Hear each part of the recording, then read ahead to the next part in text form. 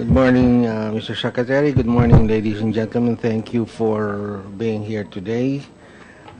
We shall hereby resume, because we only suspended at the last hearing, the hearing on the budget of the Department of Energy, the Energy Regulatory Commission, the National Electrification Administration, the National Power Corporation, the Philippine National Oil Company, and perhaps a report from the PISALM and the subsidiaries of PNOC. Did we forget? And the Transco. Having said that, we left off, and you know where we left off. By the way, I did ask for a complete copy, and I only got the inserts.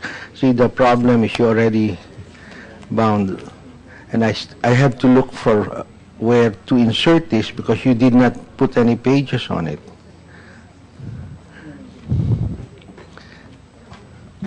Mr. Chair, we'll give you a copy before the end of the day, a complete one. Yes, so that... And in succeeding hearings, if you're going to make a presentation, we would appreciate it if you would put pages so that we can always refer, go back, and skip around without having to thumb through it and describe a page rather than just say page 5, page 20. You know? So...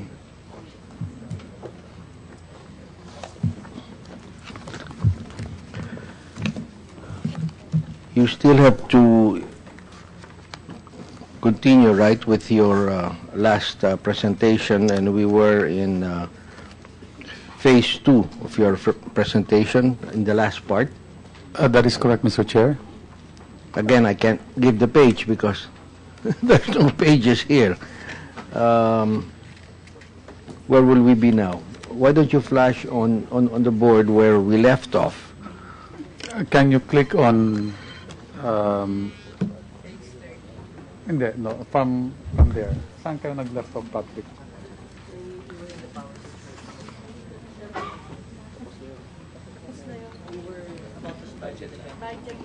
Okay. Mr. Chair, we were about to start with the actual budget. This is phase 2. Phase 2 or phase 2? Phase 2, Mr. Chair.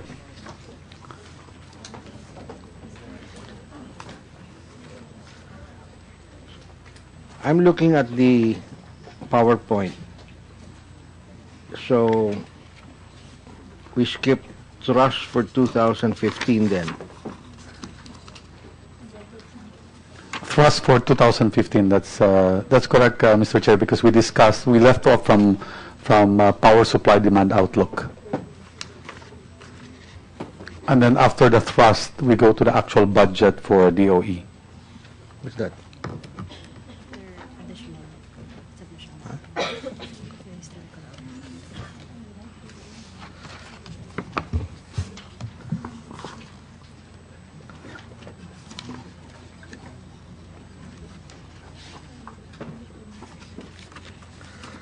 All right, please proceed then. Okay, can we click on thrust for 2015? These are, Mr. Chair, just the thrust for 2015 is just a basically a direction for DOE and where we're going. It's a general statement of what we're going to pursue in terms of final outputs and organizational. And we will continue with the projects that we have right now, such as household electrification, and then the energy supply level, which we're trying to make sure that we meet the demand, and sustainable production and consumption of energy as well. This includes demand-side management.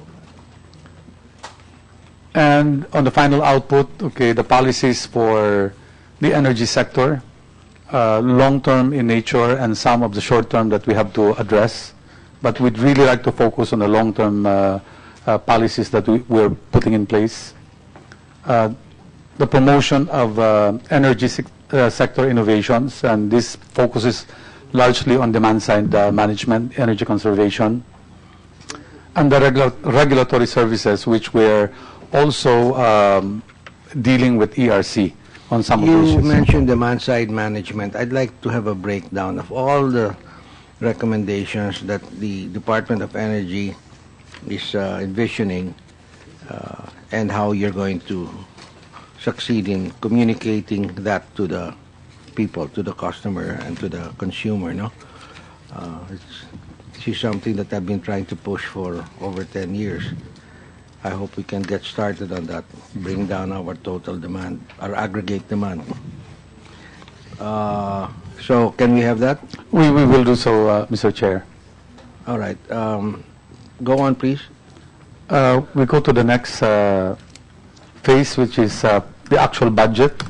The budget of Department of Energy is 4.4 billion. That's what we're requesting, Mr. Chair. And the breakdown, if we can move on to the next slide. It's the bulk of the budget really is on e-trike, and this is a loan coming from ADB.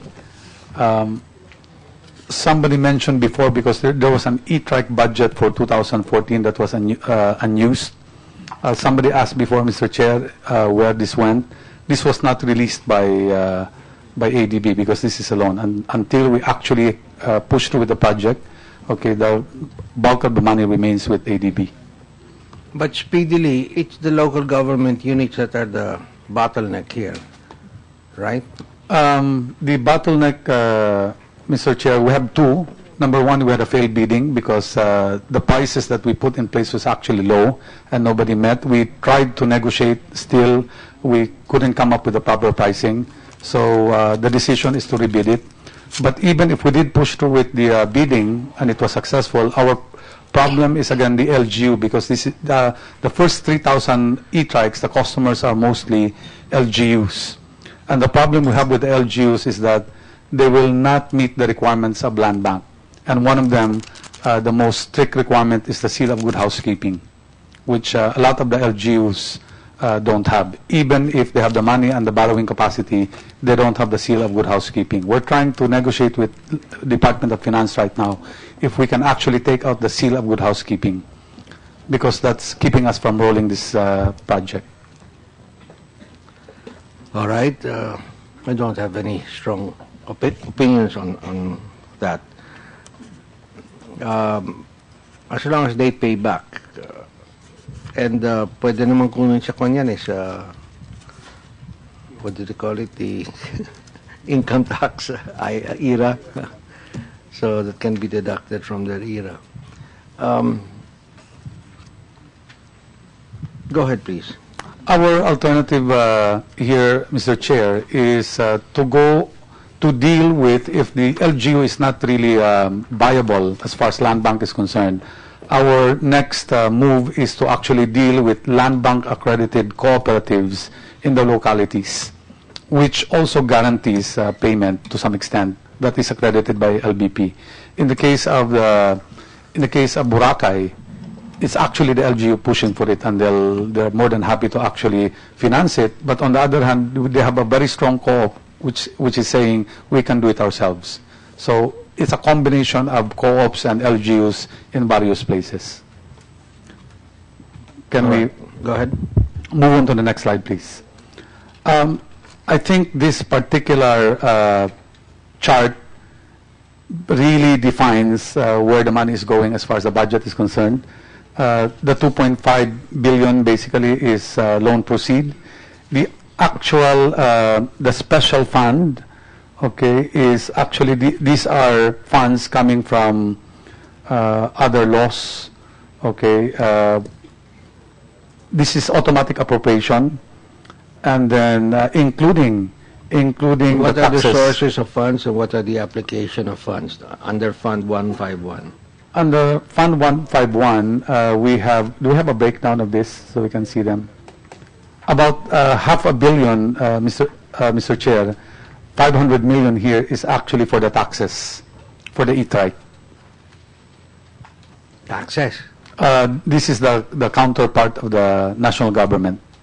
It's basically, it goes back to the government basically. Go ahead. For the 474 million, Okay, if we can flash the 474, do we have a listing? Meron ba kayo? While they're trying to get the listing, Mr. Chair, okay, the funds for the operation of DOE basically is the 767 million. That's for personnel, for operations, for field work, and just about everything in DOE. Now wait, let's go to Fund 171. Those are grant proceeds. What's the source of that? Yusek Lori, can you? Is that one grant, or would you like to turn on your mic, please, so that we can record your... Part of that would be the grant for the E-Trike project. Teka coming muna, from- puro E-Trike na ito lahat eh. You have three... Would you like to flash that back on, please, the pie chart? Yung pie chart po. Yung pie chart ba? Pakibulik muna doon sa pie chart. Sa grant the last muna, pie chart. Sa grant.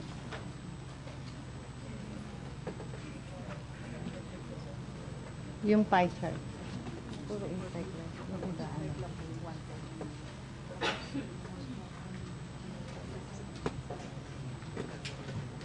Yun daw pie chart.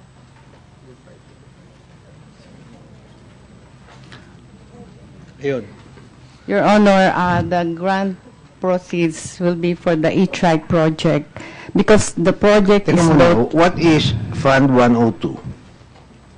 that's a regular fund for operational personal It service. says loan proceeds. 101 po. 102. 102.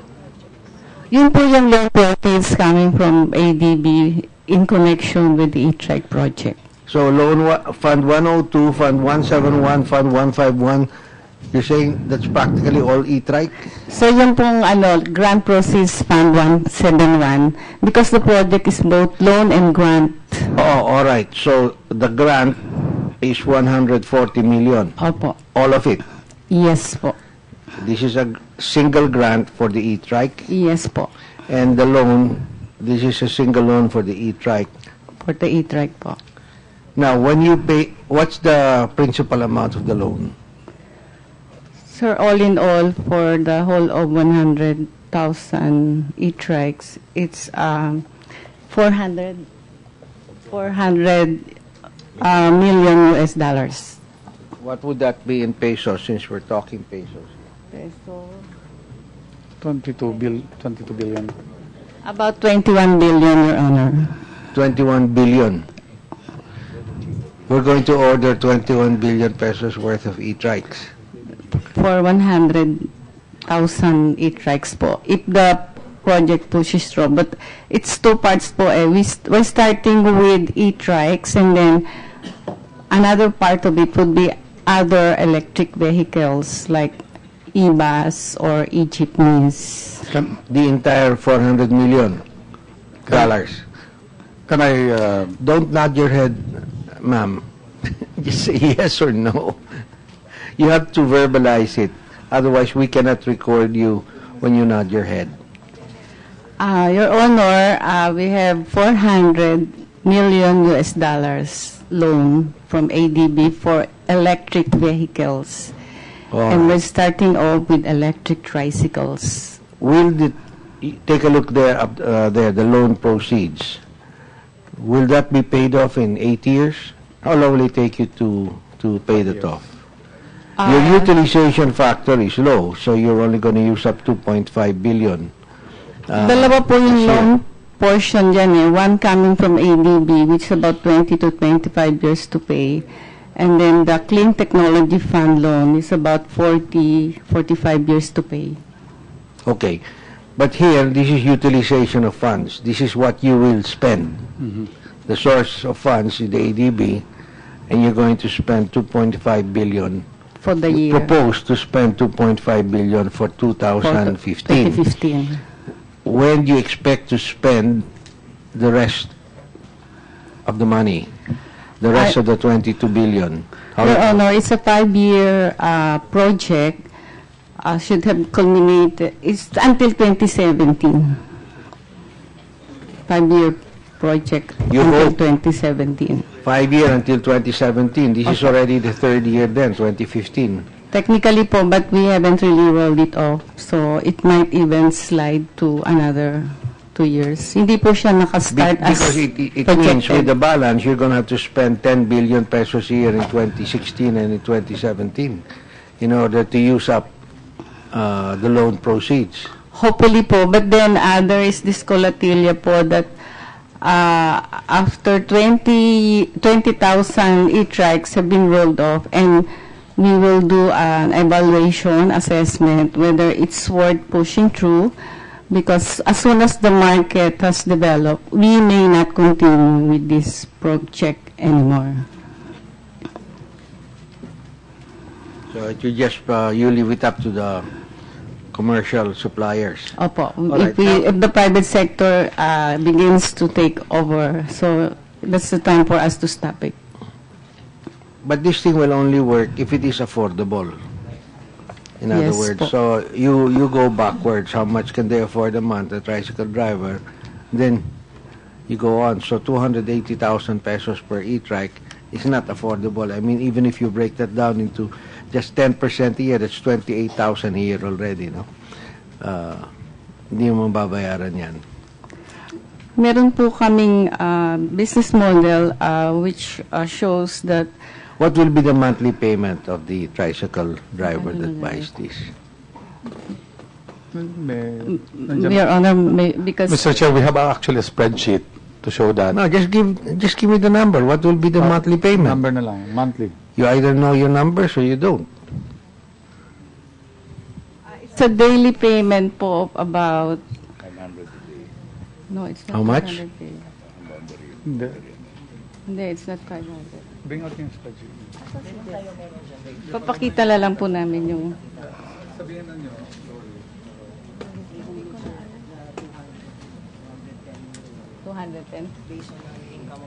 210 po, daily. 210 daily, so that's almost 6,000 a month. 72,000 a year, 6,000 a month. It depends in what area they are, no? Your Honor, the The computations... 210, will he save that from his previous expense for diesel? From ano po, gasoline, gasoline. he will save something by just How much doing will he electric. save? Something like about 200 pesos a day po. So, Fuel savings po. Break even siya. He'll spend 200 pesos a day to pay you, but he saved that anyway from his gasoline. Your Honor, I'm sorry, ito na po yung computation. The tricycle driver expected to run 80 kilometers a day, fuel consumption per day, And I'm just 5 giving, liters. I'm just asking you, what's opo. his savings and what does he pay? That's simple. Fuel cost po is 275 less 80. Magiging 80 na lang po yung 275. So he has a What will he savings. spend the 80? Because these e-trikes, they have gasoline engines also. No po, electricity lang po talaga. So what will he spend the 80 pesos on? For charging po. Charging. Okay. Opo, power cost. Okay. Kung may power. Meron pong support na charging stations, solar charging stations po will be put in strategic places. But on the other hand, the driver has an onboard charging, so he can also charge at home. Are you focusing on the far-flung areas? Boracay is far-flung, but Boracay, since it's heavily populated by tourists, the noise pollution is really... Your Honor, one preference are tourist areas like Boracay, Palawan, and then some areas. Initially po, Why Palawan? as a tourist spot po. Why? No, to me, your main reason is to go in when where there's a lot of pollution. There's no pollution in Palawan. Meron pa pong Metro Manila na as part of the program. Bulacan, Pampanga, Mangata. Those are part of the Kasinan. program po. That's where you should focus this first. Rizal, Laguna, Cavite, and Quezon. Kasama And po then yan, Your Honor. the major urban areas like Cebu, Bacolod, Davao. Yung sa malayo, walang pollution dyan. I mean, the pollution is so minimal. We comply with all the standards of the world. It's in the... So, if you're going to use the money wisely, you go first to the most polluted area. That's what you really want. Your Honor, initial orders came from Mandaluyong po. And then, we Yeah, have Mandaluyong. Laguna. You know, and Opo. yes, understand. Your Honor, nalipat na po kasi yung project kay Yusek Marcos. I used to start it, but he's now the one in charge po. Yeah. Mr. Chair, your kind indulgence po. Para simulan lang, sir, yung e-trikes po, I loan from ADB, 300 million. Then 100 million comes from CTFO, Clean Technology Fund. Yung pong 4 million ito is a grant na kung saan po ito yung magsasubsidize doon sa mga charging station na i-establish depending on strategic sites na maraming mapapag-distributan ng market ng e-trikes. Ano po? So basically, ang ano po nito, ang purpose nito is yung carbon dioxide, avoidance ng carbon dioxide emissions, which something like mahigit 2 million kilojoules po. Ano po? Tapos po, kasama rin po rito yung sa dependence natin sa oil, which malaki po ang biglang itinaas. From 2009 to 2010, there were $39 billion po ang nabili, wherein 70% po rito ay galing sa transport. So, in-address po ngayon ito ng e-trikes para mabawasan po yung dependence din doon, which will affect around 6 to 7% of the importation of oil nung pagpasok ng 7% ng e-trikes na ito.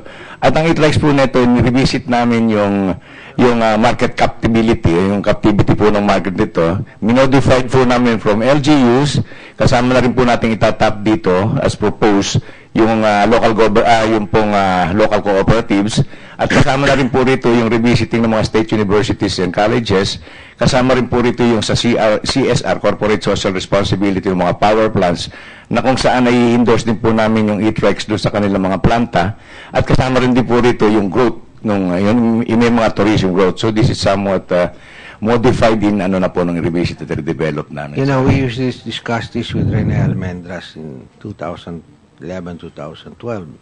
And up to now, you've hardly made any penetration. Ang gusto ko lang malaman, let's say Bulacan, how many of the municipalities there did not qualify? I'm from Bulacan, Your Honor. Almost all municipality po ron will qualify, but hindi po lahat ng mayors will tie up their era on the said project. Kaya po sana, yun ang isa sa aming approach, pinare-relax po sana namin yung stand-alone loan po ng land bank, kasi po, hindi man pupunta sa land bank din yung pera. So, pinare-relax po namin. But those requirements ya talagang stringent for the land bank. Standards po yun. So, hindi lang maire-relax. So, we resort to tapping these local financing institutions like local cooperatives at kung ano-ano pa pong pwedeng mga Federation of TODA, kung may pondo po sila, which will qualify doon sa land bank, At kasama na rin po rito, tinap namin yung ibang bangko, basta magkakaslan din po sila sa land bank, pwede po silang mag-enroll dito sa project. Actually, the most important thing is the affordability first. Pag hindi affordable, hindi naman bibili ng Yes, Your Honor. tricycle driver yan. Yes, Your Honor. That is exactly So what can we see by next year? Yes, Your Honor. May mga What will we see? What will you tell the committee next year? Ngayon po, Your Honor, as of December, we are on the procurement na po. At ang una po namin ipoprocure is the project implementation consultancy, which might come on December or early January. At February po, mismo yung goods na po, which is the start of the... But wait, you haven't decided on the price yet, on the affordability issue. If it's not affordable, you can order all you want. Nobody will buy. Yes, sir. That's why we'll rebid it, sir. Now, rebidding is not enough. You have to determine already what's your maximum. Anong maximum ninyo ngayon? Mr. Chair, ang una kasing maximum nito nilagay natin as 200. Okay, the new maximum that we're putting in place is about 280. Okay, 280,000. Okay, because the lowest bid was actually even a bit higher than 280,000, but that can be, What was the lowest bid? lowest bid was 200, on the bid itself, before any negotiation. Magkano lumabas, Lori? 262,000. Okay. That was the lowest bid. Two- No, I just want you to connect the lowest bid. Just tell me, what was the lowest bid? 262. 262. Okay. 262 translate into how many pesos a day? You just connect that.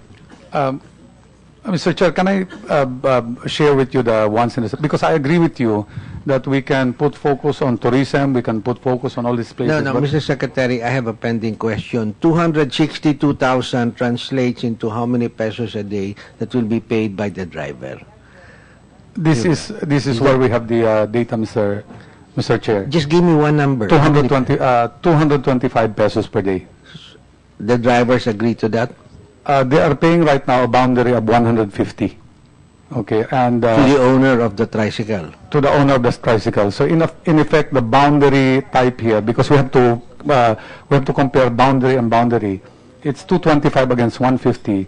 The fuel cost for a regular tricycle is 260 pesos, but the charging for e-trike is only 80 pesos. So the bottom line basically So is is that a savings? it's a savings. Overall savings, Mr. Chair, is while here you have actually a net cash flow ang papasok sa'yo, ang savings nila is an additional 105 pesos if he goes for e-trike because he doesn't have to pay for fuel. So you'll have no problem selling this to the owner of the current e-trikes? We will not have any problem with this to the co-ops, Mr. Chair. The only problem that we have is that because all payments will have to be coursed through Land Bank will now have to agree. I mean, there are many interested parties. We've talked to them, but if they're not accredited with Land Bank does not allow us to actually deal with them. They'll have to be certified Now, first. but I can see now that you just have to deal with the owners of the e-trikes, not the e-trike drivers themselves. The tricycle operators. Yeah. We are a combination. We are dealing with e-trikes themselves, which will be guaranteed by LGUs, or we can actually deal with operators that are accredited by Land Bank. Yeah, because the operators have better credit than the drivers themselves, no? Of course, there are drivers who own their own e-trikes, but the operators are the ones that will be able to pencil this out, and they will make more money. And they can even lower the boundary from 150 to 130. Mas magaganahan pa yung driver dyan. That's why I don't see why this is being held up. Anyway, let's go on to the next. Mr. Secretary, let's skip this page already. Okay. The proposed budget. If we can move on to the next slide. Okay. It's actually... I have a different slide. Wait a minute. I have a different slide. Okay, I have that slide. That's 3 slides away. That's the operations budget, but your proposed budget by class, by allotment class.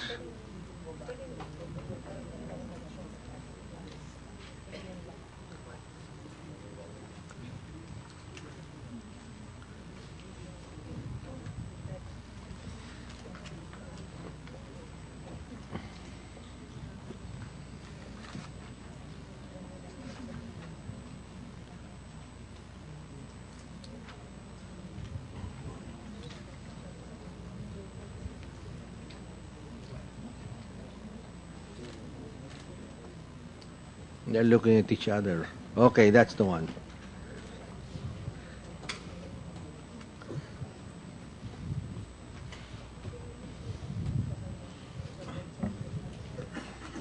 Okay. Then let's go to the proposed budget.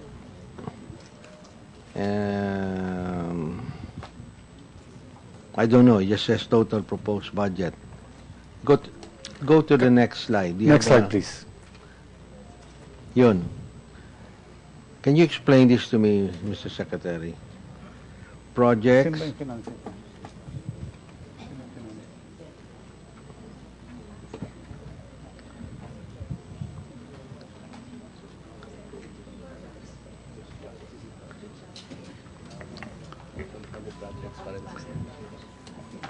So you have your sources of funds are foreign assisted. No, these are application of funds, foreign assisted projects, locally funded project. What's RLIP?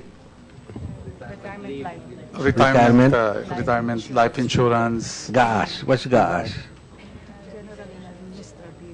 general and administrative, STO. support operations and technical, support and technical operations. Okay, then let's go to the next slide, please. Next slide. Operations budget. What's MFO? Major final output. Okay. What does that mean?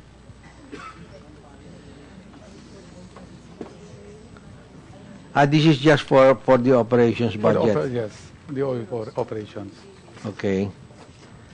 Sige, Next. let's proceed. That's basically it, Mr. Chair. All right. Now I have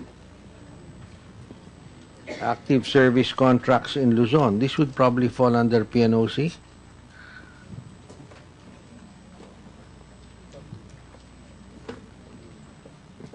Mr. Secretary, I have this in the order that was presented to me. These are supporting slides, Yeah. Mr. Chair, from the major slides that we presented. Basically, the last slide actually stops here, and the rest of the pages that you have there are actually supporting slides of the previous pages that were presented. Some of them were presented last Tuesday. Okay. Wait.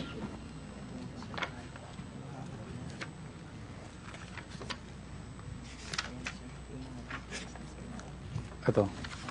Meron din siyang summary pero nasa dulo po.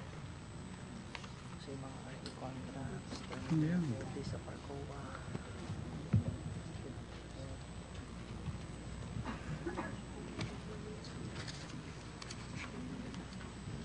All right. Are we through with the DOE proper? We're basically done with the DOE proper, Mr. Chair. So now we'll go to the ERC budget. What's the total budget of the ERC?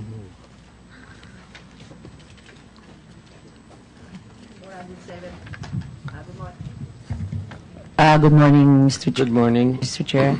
The total budget of VRC for calendar year 2015 is 417,303 million pesos, Your Honor.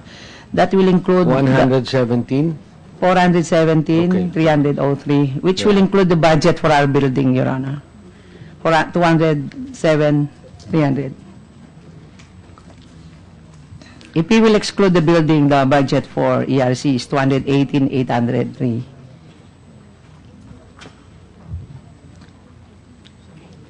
Like I mentioned in the last hearing, you have to have foreign consultants. You don't have any? We don't have any budget for foreign consultants, Your Honor. Would you make a proposal so we can include it in your budget for the coming year? We will do that, Your Honor. Are the rest of your commissioners here? They don't seem to be here. Who are here today? They are hearing some petitions and I applications, see. Your Honor. And are you complete now? You have the fifth? We still have one vacant for commissioner. Mr. Secretary, can you explain to the committee why one chair is still vacant in the ERC? Mr. Chair, there are recommendations already to the President, and up to now, Ano yan? 6 months, 8 months na yan. I think it's a year already, Mr. President. A year. Yes. And we are soliciting other possible candidates if if there was nobody he could actually appoint at that time, and we're still continuing to actually look for other candidates at this point. You mean to say the president turned down the proposed candidates, whoever they are? Yes. We're looking for, he specifically asked for a candidate who is an engineer, for that matter, and that's what we're trying to focus on right now, there are many possible applicants, Mr. President, Mr. Chair, but every time we actually approach them and we talk to them about the position, okay, there's only a handful who are interested, reluctant to that matter. But we continue to look You for have them. an energy economist on the commission? None, Your Honor. That's more important than engineer. You have an accountant, no? Yes, Then Aina is a lawyer. we have 3 lawyers in the commission, Your Honor. You need an energy economist there. Somebody along the lines of, what's her name? The one from Meralco? Ivan. Mr. Chair, the majority of the applicants, I would say 90% are lawyers.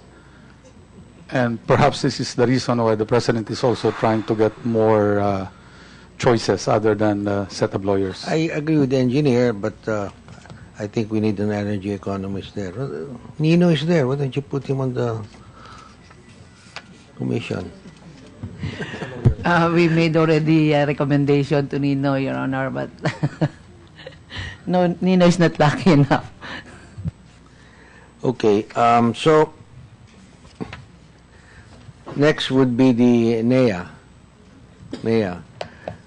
Thank you, Your Honor. Mr. Secretary, how are we solving the electric cooperative problem? With extreme vigilance, Mr. Chair, because some of them are, to be honest, Mr. Chair, some of them are, the debts are so huge that no amount of ERC approval or change of management can actually wipe out their debts. So we have to look for other avenues to actually settle them.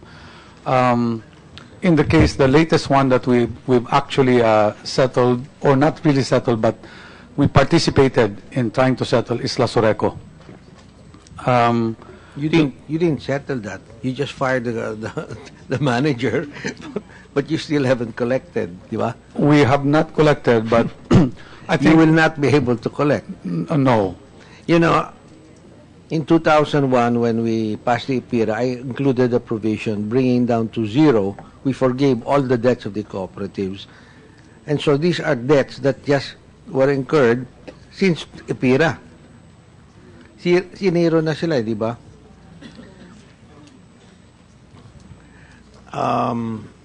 We wanted to include privatization in the IPIRA, but of course we got a lot of political flack for that. But many of these cooperatives can be privatized so that it's run by the private sector if we can surmount the political problem, because those electric co-ops are controlled by the congressman, the mayor, the governor, etc. No? But that's the only way. Then maybe we can start from scratch again. Secondly, there are cooperatives that will always give us headaches because they're not used to paying. Di ba? Like La Sureco, can we throw that to Bangsamoro entity and let them take care of that? They're part of Bangsamoro, Mr. Chair, so Yeah. eventually they'll have to deal with La Sureco. But what is the authority of Bangsamoro over La Sureco in the law? We are starting, our first hearing will be on Tuesday, so maybe we can include there that Bangsamoro will be responsible for the debts of La Sureco and all electric cooperatives. Di mahirap yan because I'm not a lawyer, but you know, there's the Sharia law. And when you're dealing Muslim with Muslim, Sharia law takes precedence How will we collect now? Hindi naman.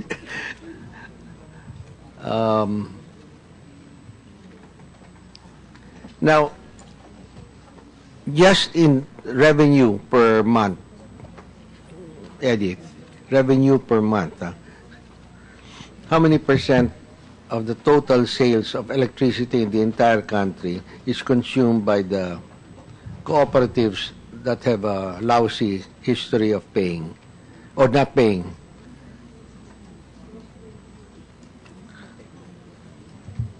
Just give us an idea. Is it 5%, 3%? Mga 5%, sir. Okay, so 5 to 7%. what's that in pesos?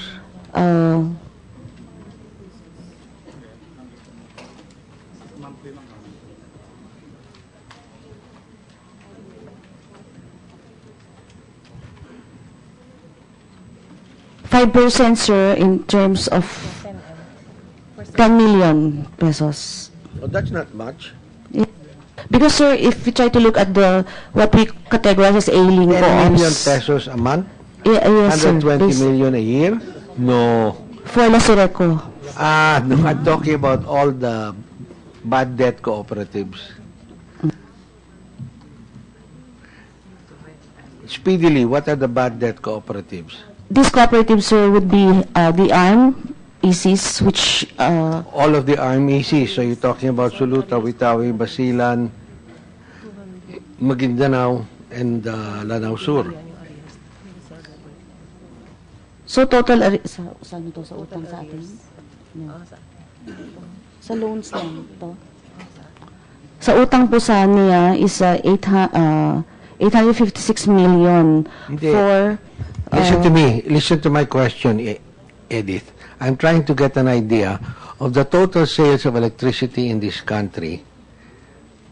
How many cooperatives are such bad payers, and I want to divide the total revenues into the overall number. Because hindi naman ganun kalaki ang La Sureco, Basilan, Tawi-Tawi, Sulu, Maguindanao, no? sir, And then you out have of funny guys like Aleco and out of North. yes, sir. Out of the 10 which we consider as ailing, 10, half of yeah. those are ARM co-ops. Okay. And the other half would be, of course, Aleco and Pelco 2 are now under PSP, sir. Aleco is under a concessionaire, so that's the option. What's Telco 2? Pelco 2, Pampanga 2 Electric Cooperative, which covers Lubao, sir, and the others. Kasi, sir, based on RA 10531, which you sponsored last year and has been approved, the option for private sector participation is already open.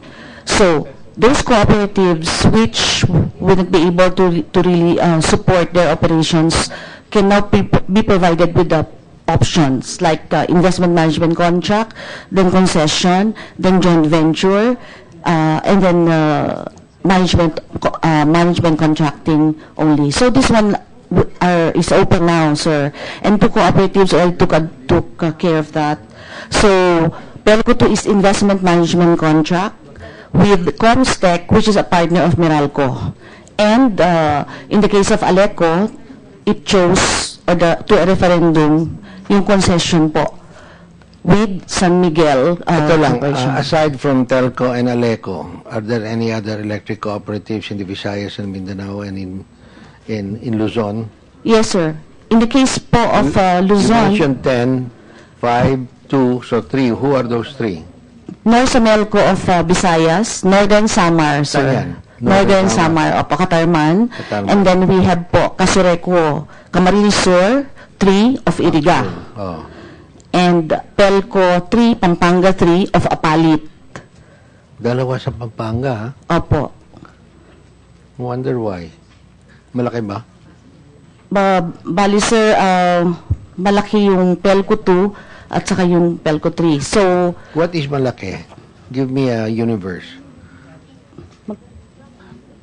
Mr. Chair, can I Yes. add something to this? When I took over this position, the first thing we looked at was actually the co-op. And we made a policy where if you don't this is my advice to all the co-ops. Pay your energy bill, okay, your supplier, because if you don't, you will be disconnected, and if you're disconnected even just by a week, your collection will suffer, and ERC does not give you that allowance actually not to have electricity for a week. So it will be the start of the end of any co-op if they have a disconnection. So that's what we did. That's why there was a chaos in Lasoreco. There was infighting because the manager actually started cutting off customers who don't pay because they cannot also pay their energy bill. That's actually where it started. Nagkagulo lahat.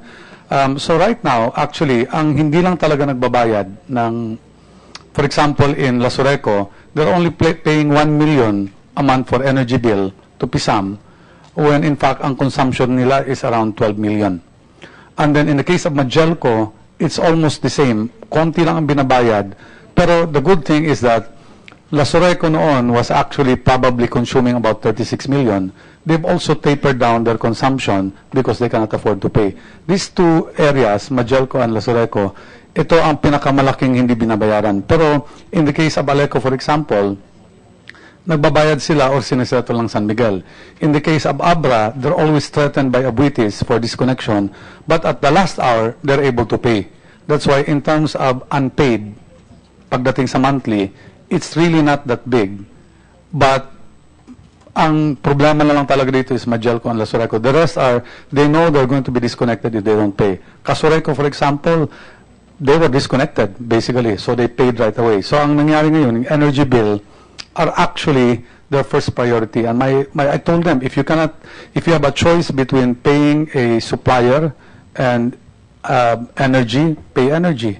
Even to the extent that the 13-month pay are sacrificed to pay for the energy, because that's the lifeblood of any co-op. So in terms of amount, I wouldn't say it's that big nowadays on a monthly basis. What is big is actually the interest. Because if Lasoreco owes 8 billion, you can imagine even at 1% per month how much that will be. But in terms of consumption, incremental, pesos-wise, it's not going to be as bad as before. So what you can do is have a system of forgiveness also. You pay on time and I'll forgive the interest and penalties on your past debt, little by little, no? But I was just thinking that the one that shoulders this is PISAM, no? Who has to shoulder this? PISAM Napocor. Your Honor, good morning. It's actually Your Honor NPC, President Gladys. Use the mic. Yeah. I mean, somebody has to pay the generating companies or else they'll just cut you off also. So, who takes the hit there?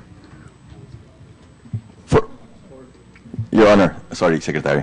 For Lasoreco, it's PISAM, Your Honor. Yeah. But there is a government corporation that takes the hit. Kasi may utang rin kayo sa generating company, like you have Stayag, Your Honor. Stayag. And the Zamboanga and Jansan, although that's running out already, di ba?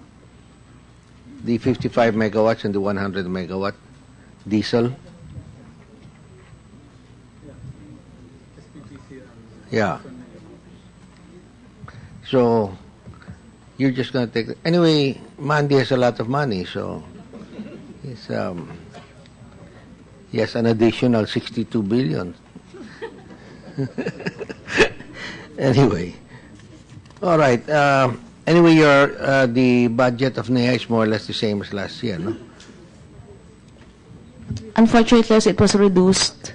It was reduced. Yes, by Why one would half. they reduce it if you're collecting? Oh. Wala ba kayong porsyento dyan na... Actually, sir, the amount which is received from the national government by NEA is only that one for sitio electrification. So it was reduced from 7 billion to 2 billion this year. And that's for sitio. Opo. We have our internal generated funds, sir. Who takes over the sitio electrification project for the coming year if it's removed from you? You're supposed to be the one to undertake that. Yes, no? sir. We're the ones undertaking the So same. you mean to say we have zero sitio? No, sir. There's an appropriation of 1.5 billion specifically for sitio electrification, which will produce about 2,308 sitios for the year. But we have talked with the budget, I the asked you for a DBM. map, no? Would I Apo. get that map? I mean the The list towns? of towns. Yeah. It's already submitted, sir. It's already Okay, with Judith. So Yeah. we submitted each of those. But, sir, we normally, as we progress in our implementation of the sitio electrification, we request the DBM for additional funds outside of the GAA. But the thing is, we're reaching a ceiling where the houses that are too far to reach, I mean, too expensive to reach, ayaw naman pagbigyan ng electric cooperative, or else if you're going to pay for it, that's fine. But when the lines are down, they won't set aside money to repair the lines. Now, right now, we're only at what? How many percent of our sitios have to be electrified? Well, right now, sir, Energized. we're only looking at 19% more.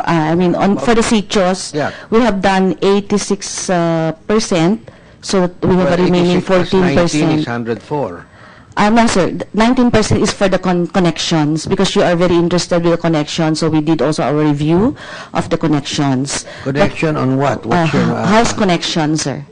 Household connections. 90% of households, 86% of sitios. That's Yes, what sir. you're saying. Opo, sir. 19% of sitios na lang po 19. ang natira na walang kuryente pa. Walang What about as a percentage of barangays? barangays would be 99.9, sir. Okay. Because there are barangays which So are it's the dangerous. faraway houses that are... Opo, sir. So, we're sitio electrification, sir, has really been asked by people, whether they are politicians, they're normal persons and all. So, everybody asked for connections. And so, we have a system wherein we're able to determine what would be the best to least, more impact, least expensive, and nearest the topping point. So these are the ones which are guiding us. So the target for the President's term is 32,441. That was the inventory of the sitios when he came in. But we also recognize that dahil po hindi naman You mean politically to say unit, 100% by the end of his term. That's what you're Opo, saying. that's the target po. But of course, because it's at a political unit, so nanganganak-nganak po yung sitio. So there are some emerging sitios because we also I see, yeah. so meron Okay. pong allocation for the emerging in for the next year. Okay. Now, my specific concern in this are the kids who don't have lights. I want them to be able to study. So, are you allowed under the law to start a program on these flashlight lamps, these lamps na rechargeable during the daytime through solar? Solar, yes, sir. That's Is that part of the your program po of the Department of Energy also, Yeah. sir. Gusto ko sana 100% of the homes have those lamps.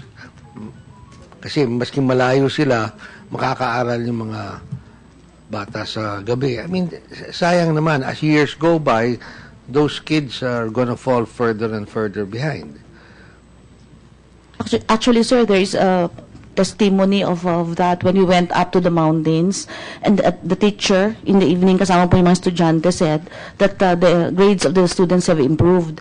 And we asked the children, and when they're in the process of explaining, umiyak sir yung isa doon. So I thought, because we were asking too much, but she said that she's very happy that there's electricity, so they can all study.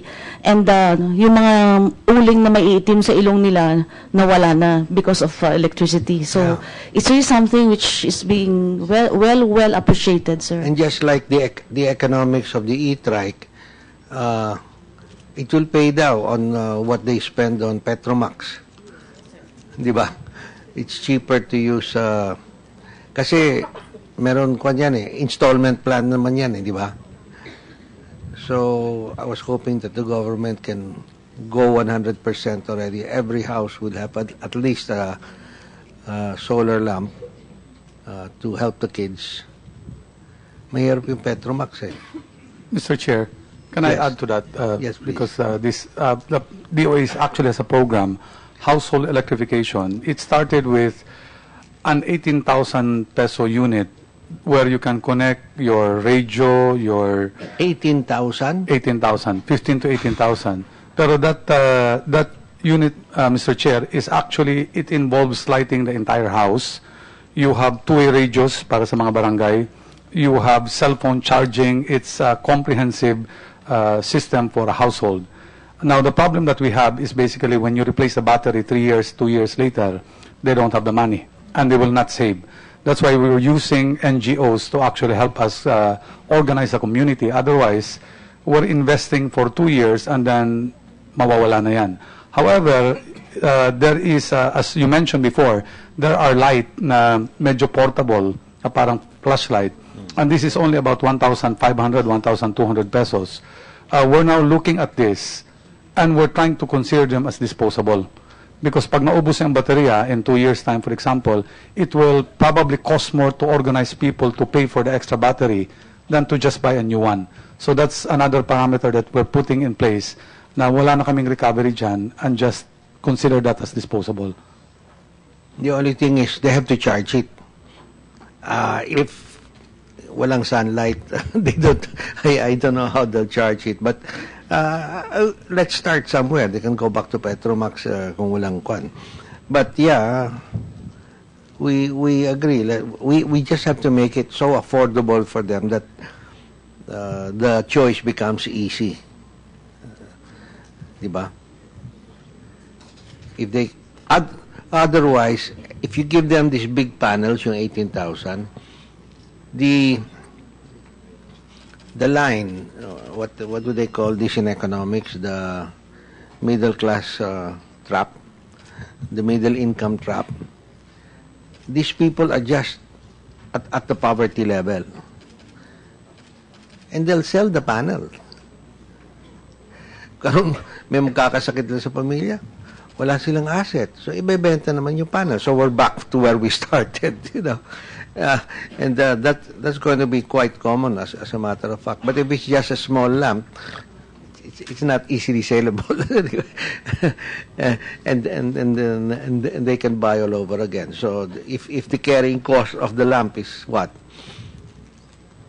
100 pesos a month or 80 pesos a month, which is cheaper than what they spend on for the Petromax fuel, then they will tend to keep the lamp. All right, let's go to, thank you, Edith. Let's go to Napocor. Napocor has plenty of money. Good morning, Mr. Chair. Good morning, everyone. Morning. Your Honor, I've been president of NPC for 1 year, 1 month, and 18 days. Are you bragging or complaining? I'm happy, sir. Good. As I reported to you po, na-mention ko po sa inyo that for quite a number of years, NPC had never been in a better shape than it is today. NPC posted a net income of 505 million, which enabled us to remit 100 million in dividends to the National Only Treasury. 100. I thought you're supposed to remit 50%. Yes, but we requested for only 100 million because there's still a negative retained earning that we have to fill in. Okay. And so that was the first in 7 years. Ngayon lang po ulit nakapag-remit sa National Treasury. Our collection efficiency increased from 85% to 96% in Luzon, Visayas, and Eastern Mindanao. And though Basilan, Sulu, and Tawi-Tawi are perennially have very low collection efficiencies, its total collection increased by 12%. Wait a minute. 12% from a low base is nothing to brag about. At least we're starting something. That's so low. Yes. They're only paying 10%, and you say you have a 12% improvement. But sir, You should cry rather than smile. 2 of the 4 problematic electric cooperatives, the ones in red, are already doing well in their current payments. So they are now about 92% collection efficiency. It's Basilan and Casialco, Cagayan de Tawi-Tawi. So bukod pa yung chassis. Chassis has always been good. So, ang may problema na lang po namin is... Maliliit naman ang chassis at Cagayan de... Yes. But sir, Basilan is big. But now, at least Basilan- instead of the 4 problematic co-ops, two of them are now doing well in their current Sulu and payments. Tawi-Tawi. Nasa 72% po yung, and 68 yung kanilang What was collection Lasureco efficiency. in the last 3 months? Lasureco, how many percent were they paying their bills? 32? 32%, Mr. But Chair. I thought you cut them off also. Yeah. Hindi mo kinat-off ang Lasureco. Lasureco is not us. That's, sa Nea. kanila Di po ba yan. Lasureco? Oo nga no. It's, Yes, sir. Aha. It's on grid. Lasureco, how much did you cut off delivery of electricity? Some people there haven't had electricity for over 1 year. Actually, sir, it was the cooperative which cut off Okay. power to the towns and the houses which have not been paying. Yeah. So that's why it's Marawi which has all the power and has been able to raise the collection to about 32%, no, in that area. But the other towns, hindi nagbabayad po. Kaya So, pinutulan, cut off. sir. Opo, pinuputulan. ng cooperative. So those people, maybe you can give them some solar also. Ayaw nila, sir, yung solar. Gusto nila yung... You know, no, really, I don't know how anybody can stand having no electricity for 1 year, 2 years. It's bad enough to have a brownout now. Of course, they don't need air-conditioned units there, but just for commercial purposes. I don't know how they do it. Do you know how? Paano nagsosurvive yung mga commercial establishments dun? So in the case of Marawi, meron na pong ilaw ang Marawi, but in the case of the other towns, The other towns. residential po karamihan sa kanila. Residential. Opo. Yes, sir. So there's... Mr. Chair, Yeah. if I may Yes. add, one of the compounding problem in Lasureco, because I told the GM that if they don't pay, cut them off. And I said, if the mayor doesn't pay, cut them off as well. We'll support you. The problem that they have is they all agree, even the mayors, except for one thing. Some of the towns have 1 meter per town. Huh? Yeah. And then the mayor is complaining, you're asking me to pay 1 million for all the rest of the town. I don't know who to collect from. So that became an issue already, How long has this been going on? forever, from the start. I mean, that's why, Mr. Chair, our task there was because the local government and the co-op were fighting already in terms of grenades and guns and several deaths. So what we had to do was, I have to normalize the situation there, and the only way to normalize it is to elect their own board of directors so that they cannot blame the national government or NEA appointed. They have to choose, but in order for them to vote, they have to have meters. So the first, because only the households with meters can vote. So the first order of the day is to take over. It's being run right now by an ex-MNLF and PNP and AFP. We have 6 APCs, and we're planning to rename them Lasureco Collection Department. And the first thing that we're going to do is actually, we ask for a budget from the Office of the President to actually just focus on metering, a blitzkrieg metering for about 2 to 3 months for all the households. Mahal yata yun, ha? It's about 85 million, Mr. Chair. Okay. We will not charge but the mayors also had one request. They only had one request. They said, please do not connect or do not put meters for those who do not request, which is actually a good idea because we don't want them to be having electricity, and when we come to them and collect and they said, well, I didn't apply for this. So the mayor also is helping us out that if they do not apply, do not connect. So that's No, but what happened? Did you disconnect every house there? Because you can disconnect a whole town, that's easy, but disconnecting the individual houses, how did you do that? Right now, Mr. Chair, they're all connected right now. Some of them have group connections, like one transformer, 30 houses. Yes. Okay. What we're going to do, Mr. Chair, right now, because to disconnect them right now while we have an interim peace with them right now, That's why we're going to actually have a very strict timetable on connecting the houses. Once we connect the houses, yung walang meter, we cut them off. As simple as that. Yung hindi mag-apply, Papatay niyo kwan. Oh, who's the brave guy who'll do that? military, Mr. Chair, and PNP. This is why this is the only town where this is being run by military and PNP on the interim. Yeah. You're going to have a lot of jumpers after that.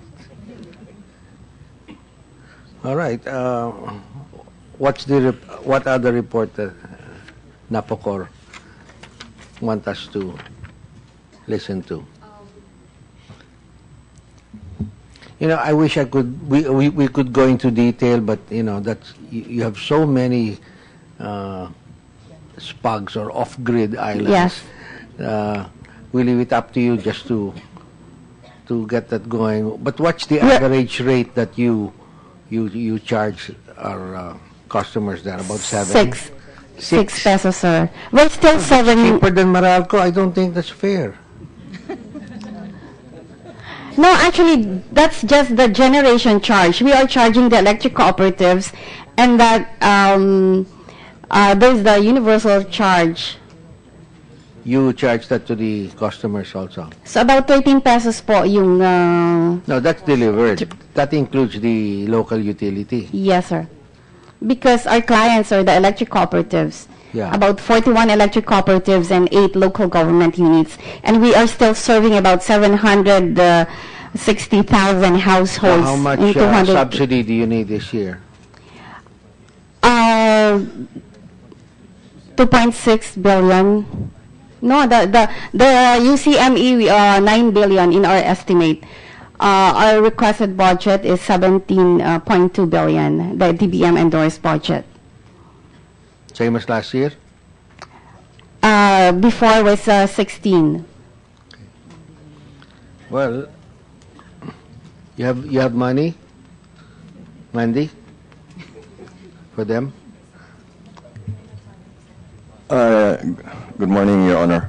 Your Honor, PISAM is not funding SPUG. So this comes straight out of the national budget? Yes, Your Honor. So we generate, we generate our funds first from the UCME, and the other one is from the sales, for what we collect from the electric cooperatives. That's why I mentioned that we have a good collection efficiency. But the subsidy from the national government is 2 billion, and it's only for capital expenditures. Okay, so the rest comes from the universal charge? Yes, and the collections from the electric co-ops. Yeah, your normal revenues. Yes, normal revenues. But of course, you're losing money because you're charging 6 pesos and you have to pay the difference. What's their average cost of production there? 14, 13? About 12, yeah. In different rates. Yeah, I know. In different areas. But I'm About asking 14, for an about average. 14. So 14, 12, so you're subsidizing 8 pesos per kilowatt hour. 7, yeah, in AM. And what is the total number of kilowatt hours? How many gigawatt hours is your universe? How many Your Honor. gigawatt hours? All I want to do is multiply it by 8 Yes. pesos and I'll know how much you need. Yes, Your Honor, if I just may add, PISAM is providing the universal charge ME collection to NPC, no, which is roughly, I think, around 600 million a month. No, I just wanted to add that earlier. so 7.2 billion. Yeah, 7.2 billion a year, roughly, Your Honor. Yes. Are you asking for an increase? Did you apply? This is the time to talk to Zenny. NPC is the one which applied, Your Honor, Okay. for the tariff for the missionary electrification, and we applied a lower rate this year from 15 centavos to 14, so lower by 1.25 This is not centavos. continuing. No, we have to apply every year. We have to do that. So it's really an arduous process, and The we do 14 it every year. centavos, that's just for missionary electrification. sir. Because there are other components. The to standard universal which PISAM applies. Yeah. Now, PISAM, you collect the universal charge from the DBM or Department of Treasury, or which is the Your who holds that account, universal charge collections? Your Honor, we collect the universal charge not from the DBM. We collect it from the co-ops, Your Honor. Okay. Meralco, And that utilities. totals how much a year? Roughly a month, it's around. Nasaan ang hours? Yung hours, gigawatt hours. Gigawatt hours, asan? Thank you for keeping me company. Gigawatt hours in 422 million. 422 million. Kano? 420. Chair would like to acknowledge the presence of Senator Lauren Legardo. She's going to question you now on the environmental issues that the coal plants are. Your Honor, roughly 700 million a month times 12 is around 8.4 billion, Your Honor. So 8.4 Billion billion per annum, Your Honor. per annum. What does that translate to into per kilowatt hour? How much did the DRC allow you to collect? This May, currently is may 15. 34 centavos pa yan? 36? Huh? UCME, Yes, Universal it's about Charge 15 Missionary. centavos, Mr. 15? Chair. 15 15 centavos. centavos. Mababa lang pala. Yes, sir. 14 centavos, Your Honor. What No, about just your 15, utang? How much 15. how much is It's carried in the bill? 0.1561. Current debt, Your Honor, sorry, what's the question? How much in the current bill is applied to the stranded debt of 19 sila eh. We don't have, Your Honor, based on our petition, it was stranded contract cost, Your Honor, not stranded debt. Okay. We applied for 36 centavos. They granted us, Your Honor, 19 centavos. So almost around 50% was granted by the Honorable ERC, Your Ang Honor. laki ng diferensya. You can't be too far off in your computations. 19 and 35. Yung 36, Your Honor, naging 19. And then yung stranded debt namin, Your Honor, we applied for 3. We got 0, Your Honor, unfortunately. Ba't naman ganun? Kawawa naman si Mandy. Losing hair already. Yeah, Nino. Mr. Chair, at the time, the stranded debt calculation resulted to 0. There was really no need yet to establish a universal charge for stranded debt. But that does not mean that in the future, there won't be any universal charge for stranded debt. They just have to But when he applies, usually that's a multi-year application, no? Like 5 years or 10 years. It isn't like something he can pay off in 1 year, which is also not fair to the consumer. Wala kang, right now you're saying you're getting 0 on stranded debt. Actually, Your Honor, if I may, ED, we got 0 for that application, but currently now we still have another pending application for stranded debt. So hopefully, Your Honor, maybe this time they will grant much us is it? a petition. How much would your application be? Sorry, Your Honor, it's the same as when we applied before. It was 3 centavos. We got 0. Now we have a pending petition, which is also 3 centavos, Your Honor, which is Okay. now pending with the Honorable ERC, Your Honor. So maliit lang yung 3 centavos. You will be asking for how much if you had to pay the 62 billion? For the 62 billion, Your Honor, there's going to be an incremental charge of roughly 26 centavos, Your Honor. 26. 26 centavos, Your Honor. Payable in 10 years. Yes, Your Honor. For 10 years. Yes, Your Honor. Will you be able to borrow that? So the incremental effect on the 62 billion, Your Honor, is 26 centavos. But that doesn't mean that you've already settled with the claimants, no? Your Honor, my personal understanding, Your Honor, is that I think the 62 billion is a way overstated amount, no? My understanding is the correct amount is closer to 50% of that amount, Your Honor. Well, the Senate Committee on Energy will be conducting hearings on that because we're really curious. Is anybody going to be able to collect double? Because the retirement benefits were paid. We put that in the EPIRA, no? We will deduct that Your Honor, in the computation. My understanding, Your Honor, is I think there's a 12% interest per annum. That's why the amount. Hindi, ayun na nga, but they would be collecting double. I mean, if they had been paid this amount, regardless of tanggalin mo na interest, tanggalin mo na yung penalties, wouldn't they have been collecting double? Now, just merely because lumaki ng lumaki because of the interest and penalties, they're saying, oh, you can deduct what you paid me then. Your Honor, I understand the question, but Your Honor, the Supreme Court decision that came out, they don't have the details in the decision. No? In fact, there's even no breakdown and all that. That's why we're trying to clarify with the SC. They just no? said 62 billion. Yes, without plus, no? Yes, Your Honor. It was the sheriff, no. So we're trying to get a detailed breakdown, Your Honor, which we haven't seen up to this day, Your Honor. Yeah, because we're really curious. Because if you look at the time value of money, you cannot compare 2003 pesos with what they have today. And they're being gallant by saying, oh, you can deduct what you already paid me in 2002. But the mere fact that they collected means that they're not entitled to this because they've got this plus penalties. They have a 2002 item plus penalties plus all of the back wages. So the committee would like to take a look into that so that we can clarify what went wrong. We'll be more than happy, Your Honor, to furnish you with all of our petitions and all our materials related to that matter, Your There Honor. were even some who were trying to collect from GSIS. Fortunately, they lost that case because there have been Supreme Court decisions already saying, no, you cannot collect both from GSIS and your retirement benefit. All they were given was a refund of what they contributed to GSIS.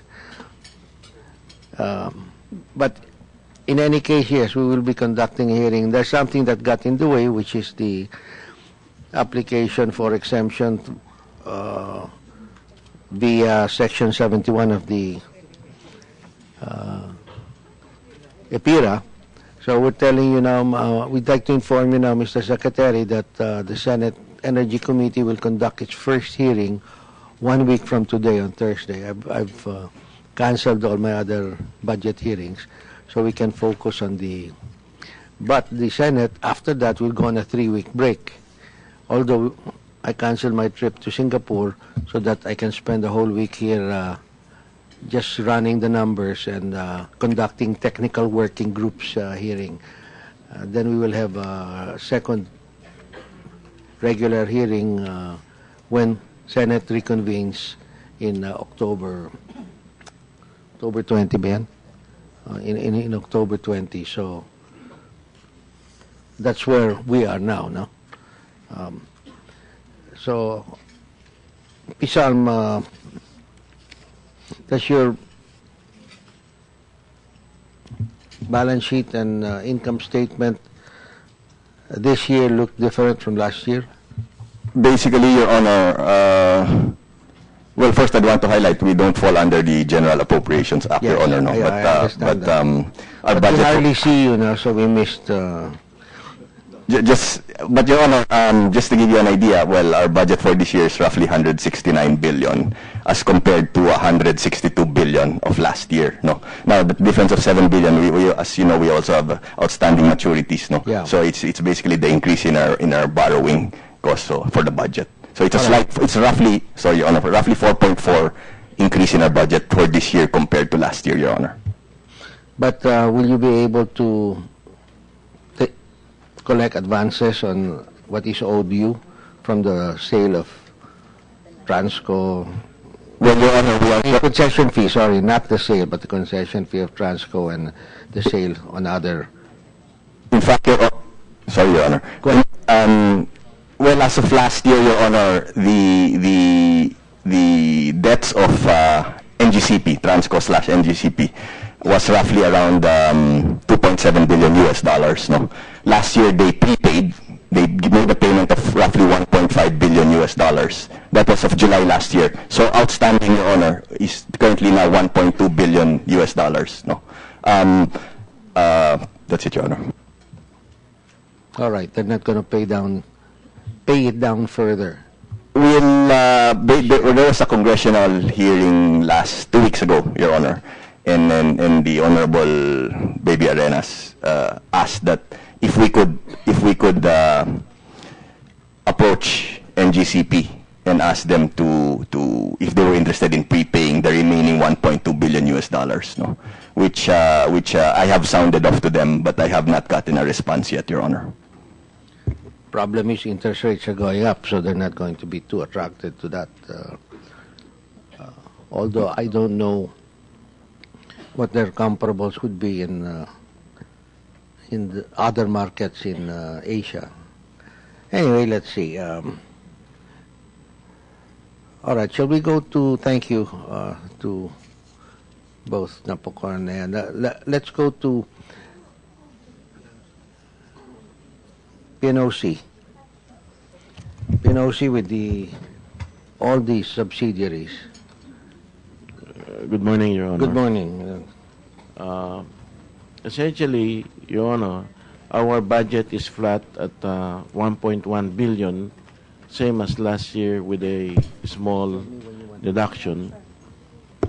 Yeah. We continue to have 5 subsidiaries, and the biggest one being PNOCEC, which is the Malampaya resource essentially. Then we have a real estate company. Then we have a renewable energy company. Why do you have a real estate company? You took over the properties of Phil Oil, no? That is right, sir. And then you were pretending that you're Ayala Corp. No, sir. Most of the real estate of the Phil Oil, sir, about to the tune of 11.5 billion, are in the books of PNOC, and most of them are service Why stations. don't you just sell all of it? I mean, you know. The real estate, I probably had I misnamed it as a real estate company because they have 2 projects, a condominium and a subdivision, and are selling that off. So that is They have no PDMC. business developing condominiums and subdivisions. That was a heritage from the previous administration. So there were a small condominium project which is now being wound down, as well as a subdivision which is being wound down. But the main asset of this Philippine Development Management Corporation is the park in Cavite, which is being rented out to tenants through the export processing zone. Otherwise, the other 2 subsidiaries is the shipping company, which we are close to closing. And finally, we have the alternative fuel, which is essentially running a Limay Bataan industrial park. Another real estate play. I mean, these guys are just making jobs for themselves, and they have no business. They cannot compete with the private sector there. Unfortunately, sir, that is a presidential decree creating the industrial park, and somehow we have to run it. We have recently... Who issued the presidential decree? It is a presidential decree 49 during the Marcos regime, sir. It was created, and it is a industrial park. Unfortunately, it was limited to petrochemical company. And so there were only 3 tenants, and it was losing money because we have to provide the infrastructure for 3 tenants. And my favorite expression is, ang laki-laki ng sinihan, tatatlo lang ho nanonood.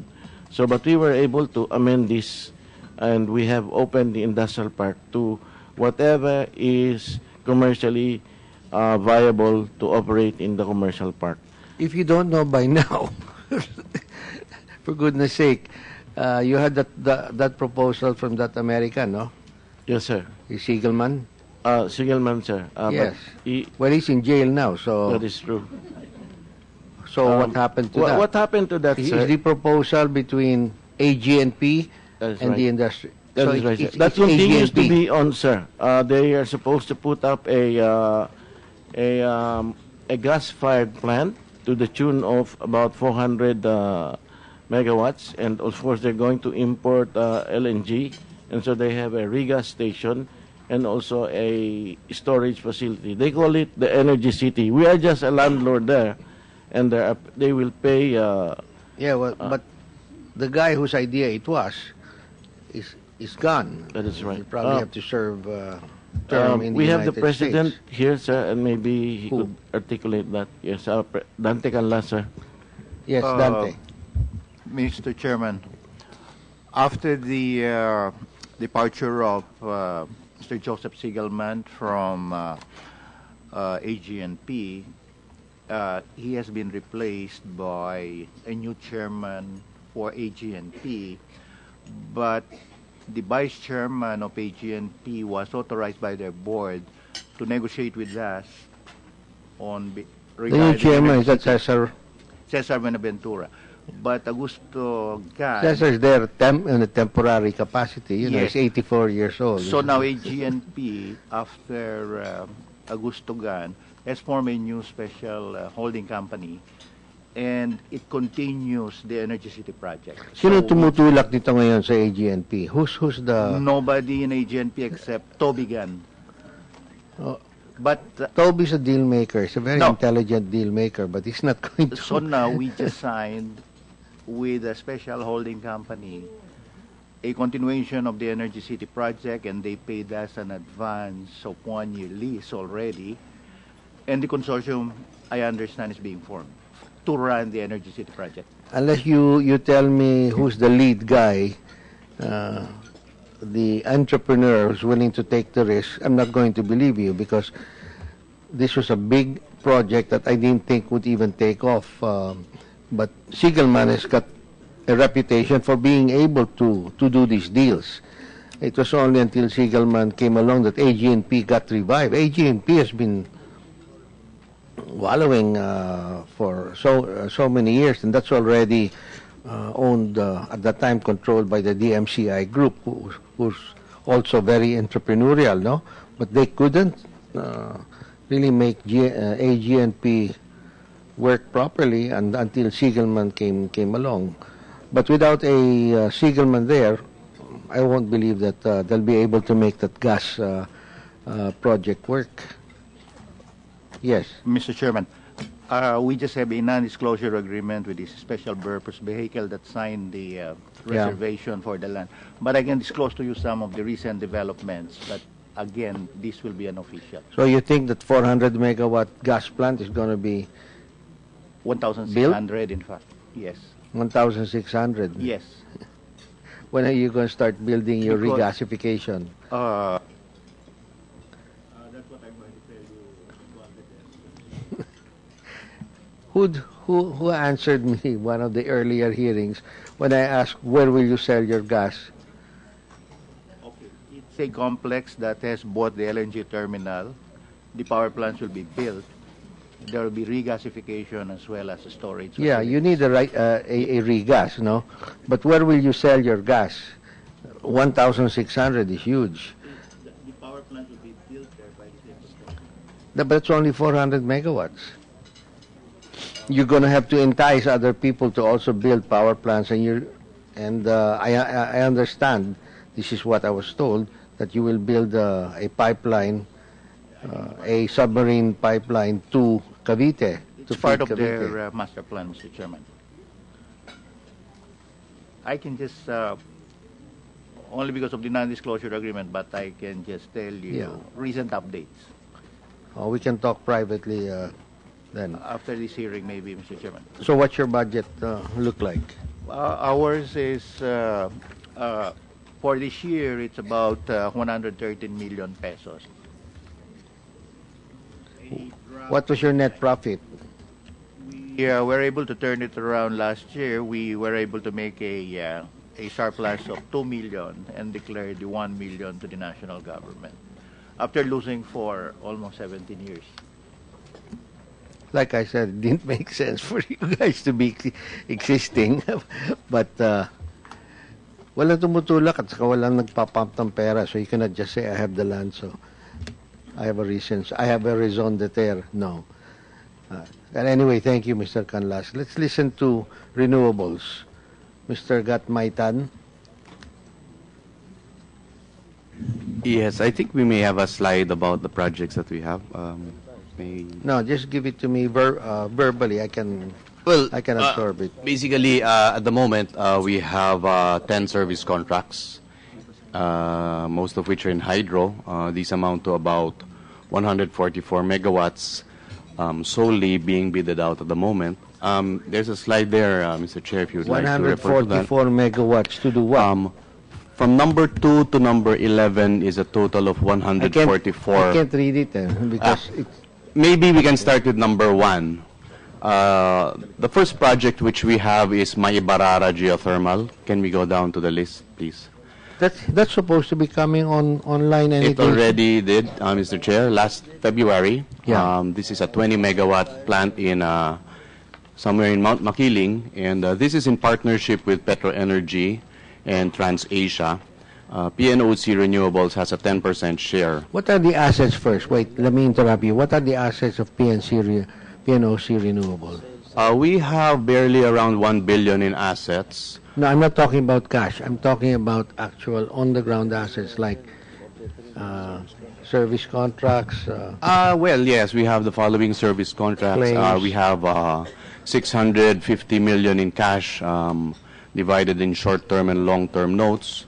We have property, a property in Bawan. This is a 5-hectare property in Bawan, across AGNP, by the way. It used to be, well, it was developed into a... Caltex? Is that where Caltex was? Bawan? Batangas? Yes, in Bawan. It used to be the housing project of Jeronimo Velasco years back, but it was, well, it's quite dilapidated and it's not being in use at the moment. Hopefully we can do something about it. You say it's a housing project, so you have existing houses. Yes, but it's basically, everything's depreciated. It's run down. No, wait. No one uses it. If it earns income... Zero income, sir, Mr. Chair. So it's abandoned? It is abandoned, Mr. Chairman. There are security guards and a few So what are you doing caretakers. with it? How come you haven't sold it? We are in the process. Well, we bidded it out. Unfortunately, we bidded it out for rent, but after 2 bids, it failed. We actually talked to Mr. Gan. We went to the extent of asking his interest, but the offer he gave was a fraction of the appraised value. So we stalled at that and we put it out for bidding. At the moment, it's being discussed in our board as to what we will eventually do. No, this thing's taking too long. I mean... Yes. We agree. So when are you going to sell it? We'll take it in the board in the next meeting, and it's about time that we make a firm decision. The last decision was to at least rent it out to lessen the headache of Nobody rents dilapidated houses. They will rent. It's a strategic location, Mr. Chair. It's across the AGNP. It's right by the port, and hopefully an industrial partner may come in. That's right. At this point, there are developers that will figure out what to do with it if the price is realistic. No. Yes, sir. We are in the process of. Well, we haven't really had any positive responses, credible or something we can bank on, and indeed, it's been taking quite a while. We agree with that completely. Was quite a while to you. 20 years? No, 1 or 2 years is more than enough to have a decision made in this property. We're not in the business of real estate as well. That's right. We're a renewable energy corporation. Even in your renewables, what are your renewable energy projects? If I may, sir, Renewable Corp PNOC RC started in 2009, but when I came in 2 years ago, all our service contracts were canceled at that time, simply because we had no manpower, no capability. Wait, isn't this the one that had that crazy Jatropa project? No, that's another subsidiary, Which is the sir. one, the Jatropa? That would be PAFC, sir. Duman siya yan? Jatropa? Turn on your... Mr. Chairman, it was started by my predecessor, but the new the current administration already decided to cancel the project. the Well, Jetrova. you never got anywhere. I mean, inubos din yung pera, di ba? Agree. Yeah. Yes. Senator Legarda. Thank you, Senator Semenya, Chairman. In the list of projects of the PNOC-RC, which I understand was founded after the Renewable Energy Law was enacted by Congress, it says here that you have a budget for the construction and rehabilitation of hydropower projects in Nueva Ecija. Is that the one there? And solar engineering, procurement, etc. for a 1 megawatt pilot project. However, in the list that I see here, there's much more than that. So may I be enlightened, because in the NEP, it's just very general. It does not have this list of all these projects. So may I know if this list of natural gas development project, and I'm sorry, new and renewable energy project, is this the fine print of this this portion in the NEP?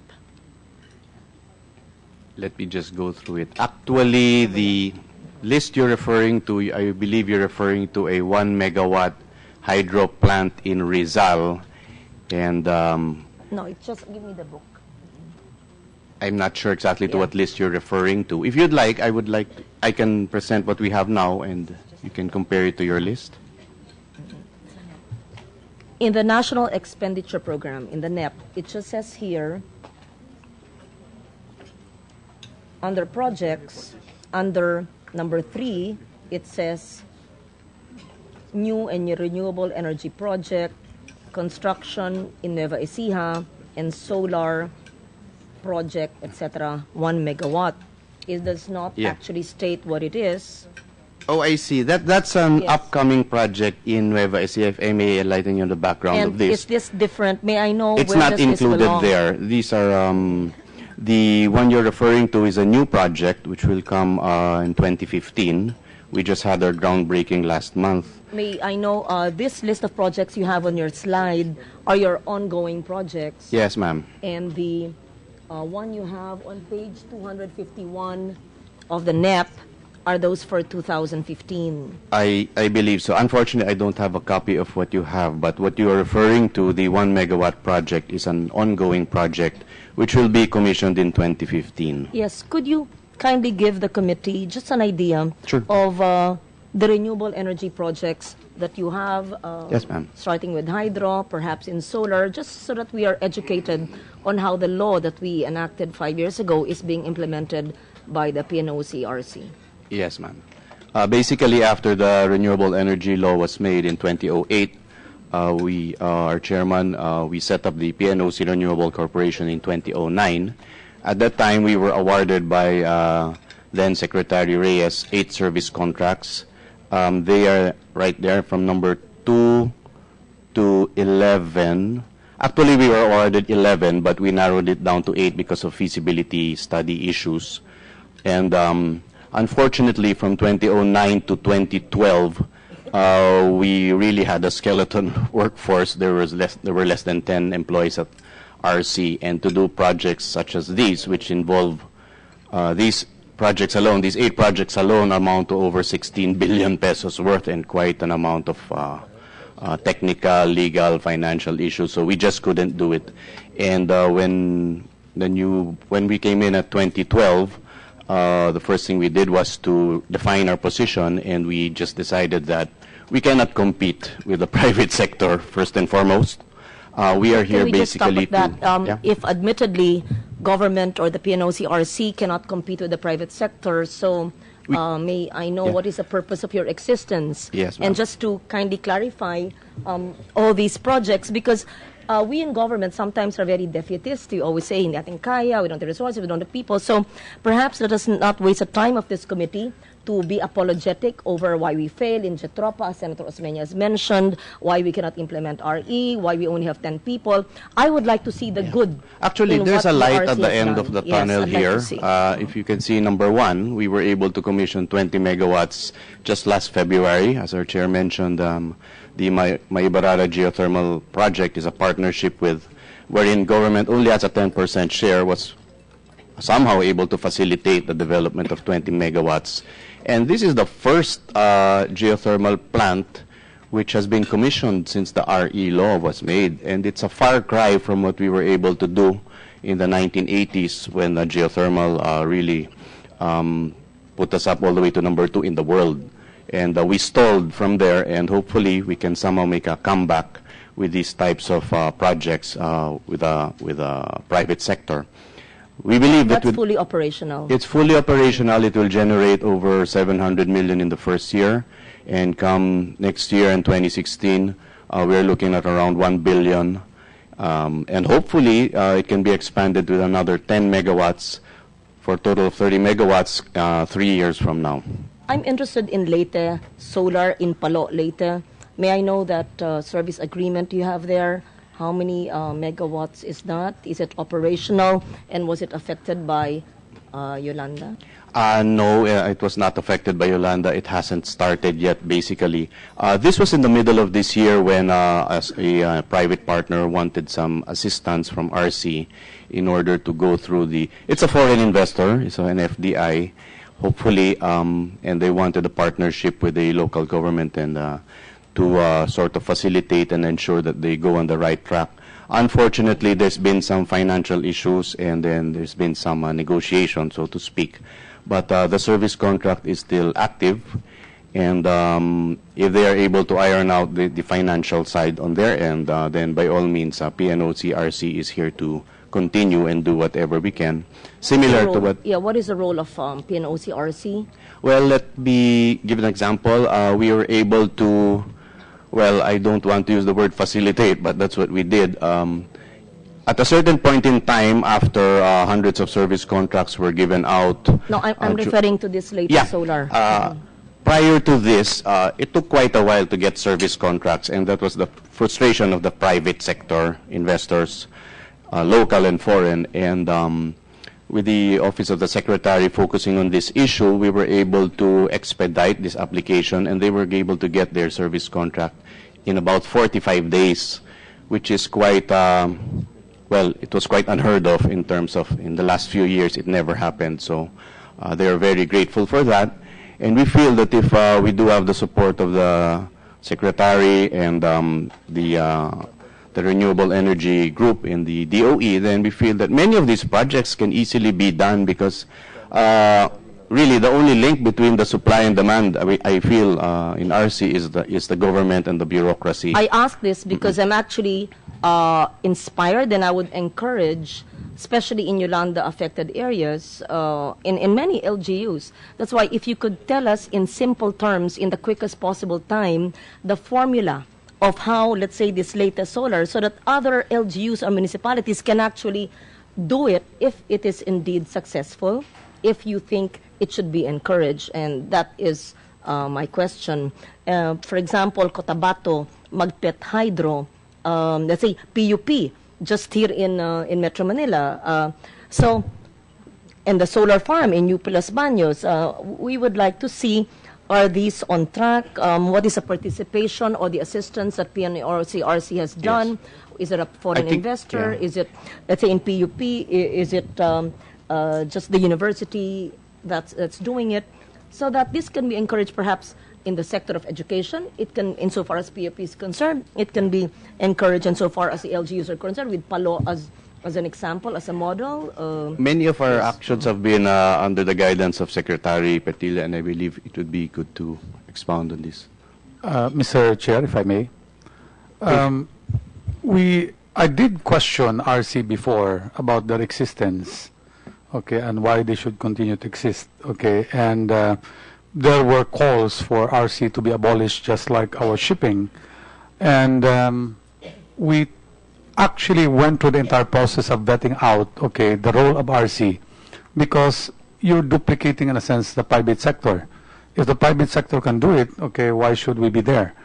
And the bottom line is that there are actually investors, mostly foreign investors, who would actually want to invest in this country, but with the condition that they also partner with the government. In fact, they want to partner with DOE, and I said, we cannot. Okay, we have to throw you to an entity in this country, and that entity is PNOC RC.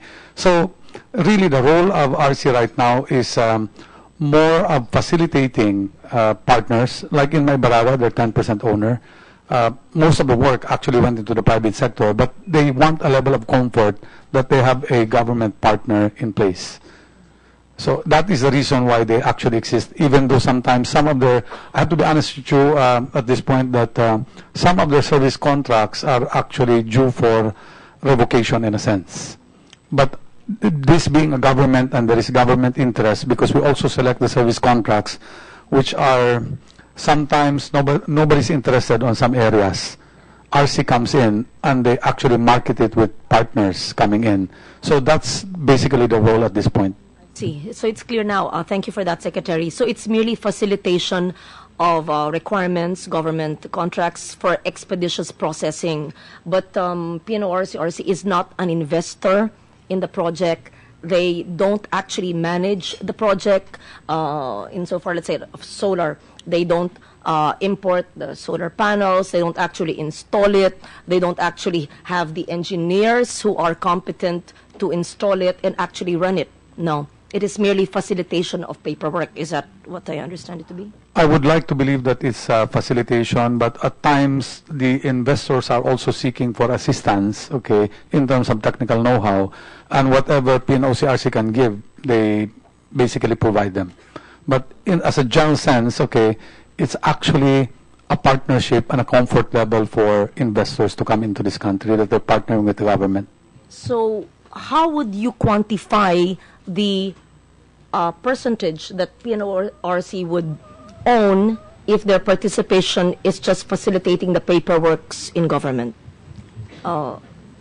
It's what's the business model for that? O kaming taga-ayos ng papeles nyo para mabilis. And that's good. I mean, I'm in favor of that actually. And dapat suporta ng PNORC. But anong porsyento? Ako'y foreign investor.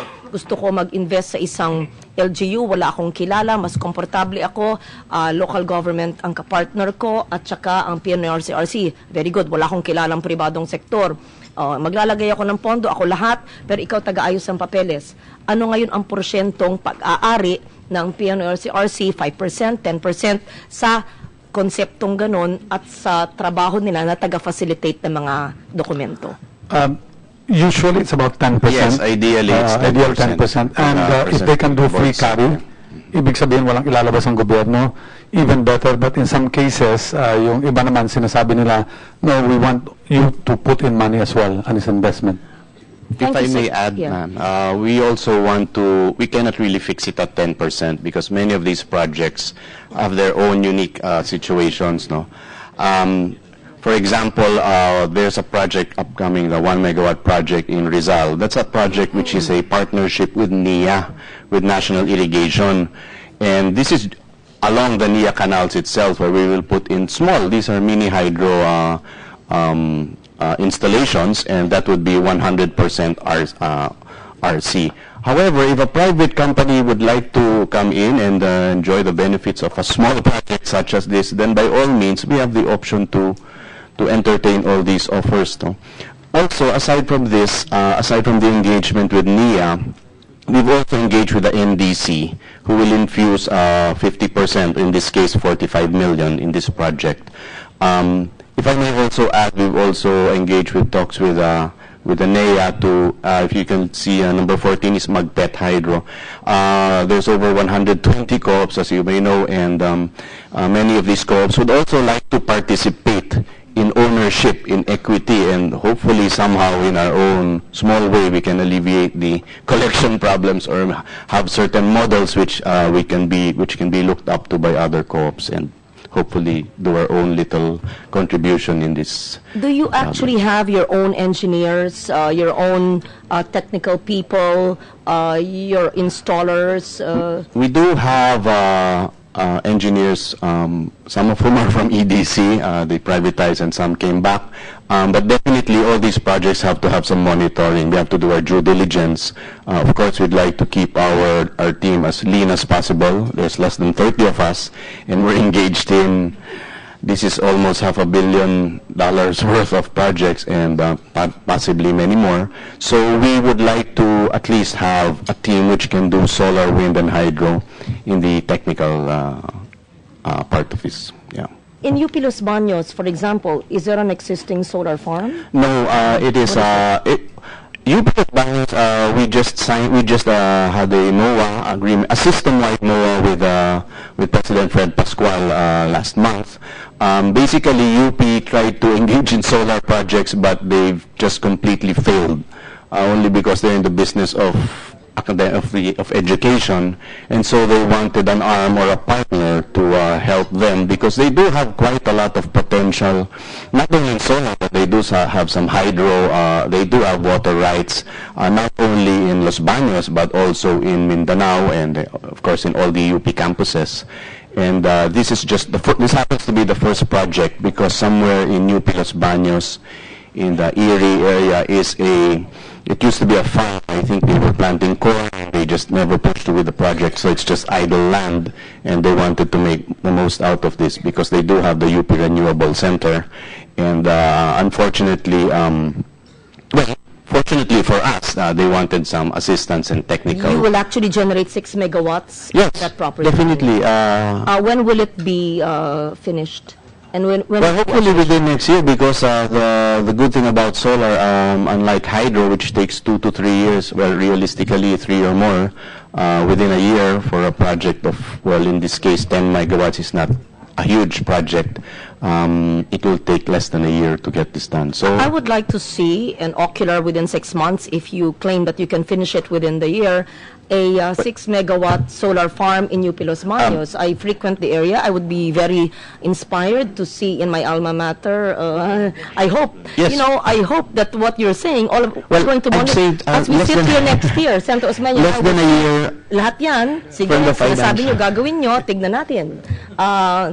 I hope we will not be seeing or hearing apologies next year. I'm sorry, nagbakot yung wala kaming tao. We in government should stop, keep on apologizing why we can't do things. Wag nating pasukan kung natin kaya, but it's good that you're implementing our law. We hope and wish you will be successful. I hope that your engineers and your people have the competence to do that. And good luck. And we would want to support, especially Palo. I would love to see Mayor Matin, who's a good friend, the mother of Sec Petilia, have a solar farm there. It could be a model for the 40 provinces among the hundreds of municipalities affected by Yolanda, if we would have a solar project in Palo. So I'm Chair. very, very interested. However, I would like to hear, perhaps this list that you gave us, could you kindly give us a clearer picture, not now, in writing, with the permission of the chair? I just want to see the status, who are the investors, who are your people within PNRC in charge, competent to do this, para makita kung ano yung meliwanag, ano yung pang-press release lang. Para realistic tayo, anong matutuloy. Para next year, pag upo namin dito, hindi kami bulag. When we ask you, we know what was merely a good intention and what is actually doable. Not to put you down, it's really just to make sure we understand what we're talking about. And Thank it's you. for my own education. Mr. Chair, if I may, next year, when we see each other, we will either have done your ocular, and it actually exists, or we would have canceled the service contract already, starting with Palo. Thank you, Finish? Mr. Chairman. Thank you, Senator Legarda. Okay, let me throw some cold water on this. You're aware of the APIRA. You know the government is not supposed to engage in power projects. Are you aware of the APIRA? Have you read it? I haven't read it completely, sir. And, So you're in. but I'm aware that you're in government power, is but you not haven't read really. the APIRA. Well, not, What's your background, Mr. Gatmantan?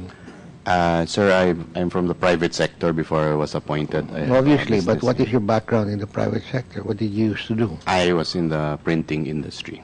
You're in the printing. How did you get to power? And how can you now brag to the committee that you're doing all these projects? Well, If I were in the private sector, I wouldn't hire you in a power company. well, I was invited to join the PNOC Renewable Corporation, sir.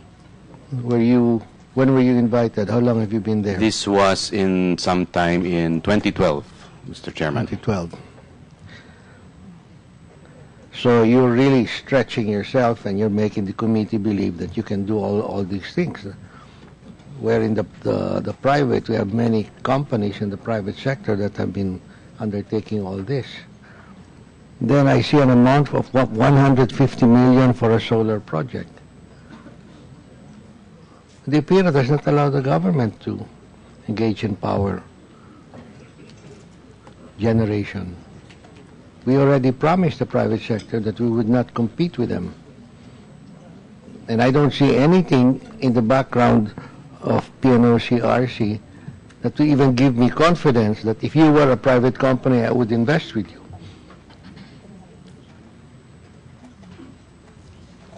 So I'm sorry to draw, but you're not allowed to do these things. We're cutting that out of your, we're going to take a closer look at your budget, and we're going to be cutting out, at least for sure, this 150 million. We're not going to give you an allowance, and then you're going to start saying, well, I'm building a solar project. So what? You're building 1 megawatt for 150 million? Anybody can do that. If I gave somebody 150 million, he'll be able to build a 1 megawatt.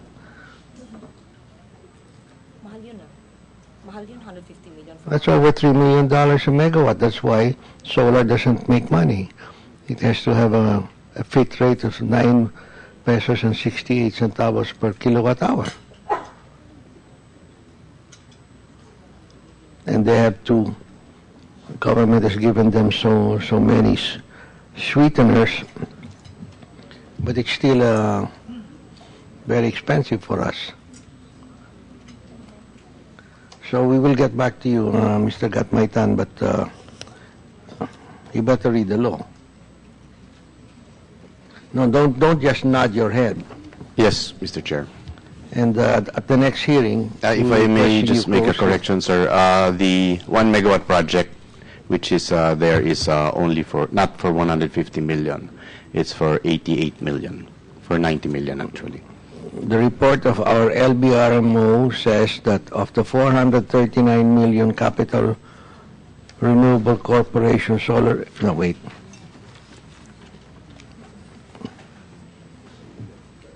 Of the 439 million capital outlay, an amount of 150 million is for PNOC's investment in PNOC Renewable Corporation's solar engineering.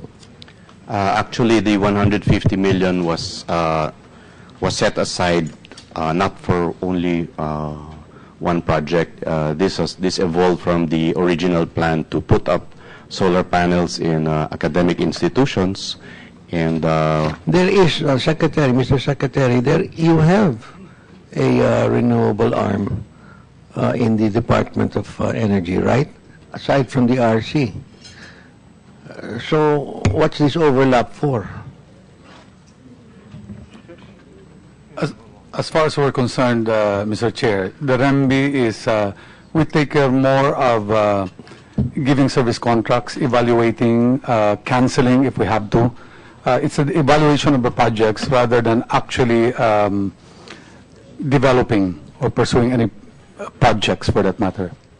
Well, as you know, the EPIRA prohibits government from engaging in such generating capacity projects. We're not against helping government agencies like schools set up their own solar facilities, no? Hindi naman kami tutol dyan. I mean, this is a gray area where we'll say, if it's for government schools, I think that's okay. But for them to be ambitioning now and getting an allowance from us in the budget saying, well, I'm going to put up this one energy and thinking that we are going to be in awe of him, that's ridiculous because I know power. and Mr. Gatmaitan, I think you don't know much about power. Certainly, after being there for over a year, you haven't read the law. That shows how much interest you've gotten respectfully, Mr. Chair, I didn't read the law word for word, and I just like to stress that we're not here to compete with the I don't private care what you sector. dare to compete. You're here, the law is very specific. It's not for you to determine whether you're competing or not. The law is specific that the government won't invest in such capacities because we promised the private sector that we would not. Mr. Chairman, to be fair to Secretary Padilla and Mr. Gatmaitan, I'd just like to know, from what I heard earlier, the RC was created in the previous administration. That's right. Was it created under Secretary Patilla's time? No. So No. probably whoever created it, EPIRA has been there since 2001. Whoever created it Yeah. was violating that provision of the EPIRA law. So not to blame whoever is sitting now as CEO or the present No, we're not. secretary. They inherited it. So probably we should look into the implementation of the EPIRA. The secretary There are was other right things for it. earlier. He wanted to collapse the corporation. No? And if the corporation limits itself to doing this for government facilities to help them develop their own, that's fine. As far as I'm concerned, if it doesn't overlap the renewable, you have a renewables division there, okay lang yan. But for them to start ambitioning and saying, I need 150 million because I'm going to put up a 1 megawatt power plant or solar, ridiculous. Sir, we're not going to do that. Sir, this is not for a solar. This is for academic institution, actually government academic institutions, and we We're not hopefully going will to put up evolve into 150 million. We will hospitals. help them, and then that will be funded elsewhere, but it will not be funded through the RC renewables. Actually, Mr. Chair, the 150 million is for 10 megawatts, not 1 megawatt, and it's supposed to be spread around not only for academic institutions but also for 150 million hospitals. for 10 megawatts? This is for 100 kilowatt projects at a time. It's 100 kilowatt Now, wait a projects minute. at a You time said the at around 150 15 million is pesos for 10 per. megawatts? I'm sorry, you're 100% correct. It's 150 million for 1 megawatt, but it's not for one project, sir. This is around. It doesn't matter. This is designed to be put in not only academic institutions, but possibly in hospitals in far-flung areas where there's no private competition. So I just like to There's no clarify that. private competition. Well, When you produce 1 megawatt from whatever source, you're feeding it into the grid, right? no, sir. This is really for own use and hopefully for the net metering project, which. Net metering to what? Well, actually, you will feed it to the grid, but this is not. Let's just say the hospital or the academic institutions may have the option, sir, to sell their extra. Like I told the secretary, I have no objection if it's for a government facility. That's fine by me. But you know, you're asking 150 million for a boy. Even the private sector will make this himay. You know, 150 million is 150 million, and giving it to you guys who know nothing about power, practically, is ridiculous. Mr. Chair, if I may, Yes. just a clarification in this 150 million.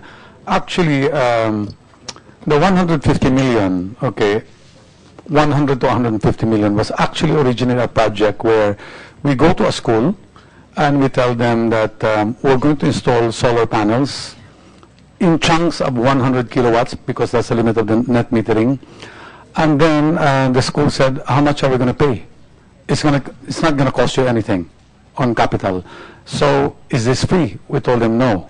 You have to pay 9 pesos 50 centavos per kilowatt hour, as against Meralco's 11.50 or 12 pesos. So that's going to be cheaper. So the idea here is actually to provide them the solar panels at that point and then recover the cost of the solar panels in a span of 15 years. By that time, the school will own the solar panels. Now, the question here was, we had a question, are we not competing with private sector, or are we not going into distribution, in a sense, or power generation, because you're competing with Meralco? Well, the pro forma contract that we had was actually, it's not that PNOC is producing, it's actually the school buying the panels and they're paying in installment for the next 15 years, more or less. That's the tone of the agreement. However, this has been superseded at one point because we wanted to pilot this. This was superseded by the fact that when we started doing this, the private sector came to us and said, can we finance this ourselves instead. And I said, what about the collection? We'll do the collection as well. So I said, can we get out? Because as far as we're concerned, if it's private endeavor, okay, we'd like to get out. And they said, we want you to be there as a referee, because the schools don't trust them, and they also don't trust the schools. So we're actually out there as a third party trying to oversee the agreement. So that's been superseded already, although PNOC, okay, I told them that anything that the private sector is not interested on, perhaps you can also market. Although I told them already that I doubt it if you can compete with the private sector at this point. Anyway, that's where we are, because we were not able to get PUP. The private sector was not able to get PUP, so they might be trying PUP because they have advanced negotiation with them. But the bottom line here is it's not going to be a grant, okay? It's like a loan for PUP to be recovered by a 950 per kilowatt hour, and the panels, okay, will be owned by the school after 15 years. That's basically the project that they're trying to put in. Although I, again, seriously doubt if the 150 million can be consumed, because the private sector is also very aggressive at this point. Yes, in other words, you're competing with the private sector already. So if they want a partnership, if you say the schools want a comfort level, some schools want comfort level, then go ahead and partner and take a 5% or a 10%. You don't need capital outlay. You're just connections. That's all you are. From what I heard today, connection lang yan. So you're just a facilitator.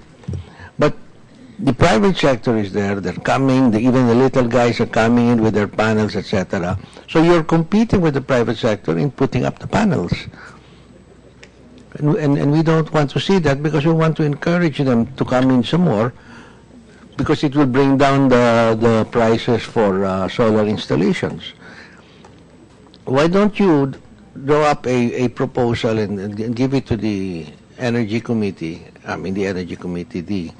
the subcommittee on energy of the Finance Committee, and allow us to study it. But certainly your concept is so loose that I certainly will not be able to recommend to the committee to approve this is only the beginning, 150 million. I mean, we don't know how far this is going to go. And we're not supposed to be in that type of business. We're supposed to be encouraging, yes, but we want the private sector to be the one to do it. Mr. Chair, if I may add, the concept, the business model, is basically because if you sell solar panels now, nobody would buy because they're not sure if they're going to recover it. But if you talk about paying your solar panels in terms of production, 9 pesos 50 per kilowatt hour, they become interested right away. Yeah, because what you're saying is that you're financing them.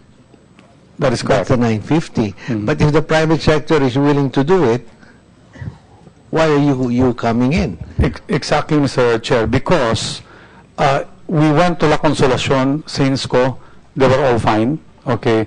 But when we talk about UP Los Baños and when we talk about PUP, these are government schools, all of a sudden the private sector is like, we have the money to invest. But when we start collecting the 9 pesos 50 centavos, they're very worried about government schools paying on time. And they also have financing companies running after them. So when it comes to government institutions like PUP, it's like the private sector all of a sudden, it's like, well, think about it, and they never come back to us. I don't think so. I don't think so. As a matter of fact, you're contradicting what you said earlier. The private sector came in and said that they're willing to do it. Now, we're certainly not going to finance this. I don't think there's room in the budget to finance solar panels on all the public schools in this country, whatever it is you're dreaming. However, you can set up a model and show other public schools that this will work. But certainly the private sector should be the one encouraged to come in and do it. Now, you haven't shown us anything. What school can I visit now to show that this works? Wala pa. La Consolacion. Oh, La La Consolacion. Consolacion. Why don't you do the Senate building as a model? Can't. Our only renting from GSI. No. MLQ. Very small. MLQ ongoing. Very small. Mr. Chair, MLQ is ongoing as well. MLQ. MLQ. MLQ is private, diba? These are all private. No, I'm talking about public. The public, we don't have any public because the same proponents who are doing MLQ and La Consolacion, we actually offered them government schools, and they said they didn't come back to us. They prefer to go for private schools at this point. Well, definitely, because the private schools are all making money. It's a payment scheme, Mr. Yeah. Chair, that they're worried that for the next 15 years, are we going to get paid on time? That's really their question, if it's a government institution. So what you're saying is that now government finances the capital expenditure for all schools in this country that will put up solar panels on the roof.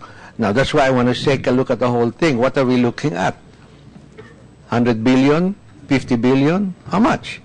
The PUP is supposed to be, actually the entire, we didn't even think about separating the government from the private. We just look at schools as schools. And then we're actually, the original plan was to pilot on 1 megawatt, 100 kilowatt installation per school. Then we started with all schools, started with the Say private. that first. Where does it say that this is a pilot and that this is the whole concept? Where This does it is say in the the budget? It's not, in our case, Mr. Chair, it's not budgeted because it's all private sector spending. Okay, it's No, in their case. in their Where? case. What does it say it? In their case, I'm not sure where they are on their case because I only throw to them the schools which is being rejected by the private sector, or they're keeping them out. Which school? Give me the school. PUP, because this is what they're dealing with right now. Okay. So what's the total project cost of PUP? If I may, similar, it's also 100 kilowatts, Mr. Chair. The And budget is about- well, we're proposing our board for 11 million specifically for PUP. So 100 kilowatts, kulang na kulang yan for a school like PUP. What's the peak demand of PUP? Actually, you're right. This is just What a is small the fraction. peak demand for PUP? Just answer that question. We don't know. You don't know. So how can you even talk about it? You don't know what you're talking about. I'm telling you, Mr. Gatbaitan.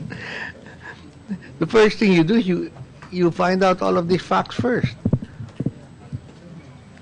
And what will you do if they have a peak demand of 400 or 500? What are you doing putting 100 there? If you can put 400 or 500 kilowatt in solar panel installation. I don't... Yeah, Mr. Chair, in the case of La Consolacion, because this is already installed, they're putting up 120 kilowatt, but their peak demand is actually 600. Yes. And the reason why they're putting, well, they're not going to cover all. Okay, you're still going to use Meralco, but it will lower your bill a little bit on that 120 kilowatt. Agreed. But I asked him a fact. See, you know, it's 600. He doesn't know what the peak demand of Juan is. You have to get all of these numbers first. And obviously, you don't know what you're talking about. You're just guessing, and you're... You see, look, as time goes by, these things will come down in cost, the solar panels. When we started this thing in 2010, the NREB approved 18 pesos and 90 centavos per kilowatt hour for solar. And I objected because I looked around the world and I found out they were going for 7 pesos in other countries like India, Indonesia, even China. Of course, there were some hidden subsidies there also, which I couldn't figure out. So I told them, I'm going to block this, and we did. And a year and a half later, they came back, sir, 968 na lang. So, from 1890 per kilowatt hour for 20 years. 20 years. The next offer was 968. But that's for 20 years. Guaranteed. So, the prices of panels keep on coming down because, of course, there's more consumption, higher demand, economies of scale will bring down the cost. But up to now, America hardly has 1/2 of 1% in solar. And that's the most advanced country. Can afford pa sila. Subsidize pa sila.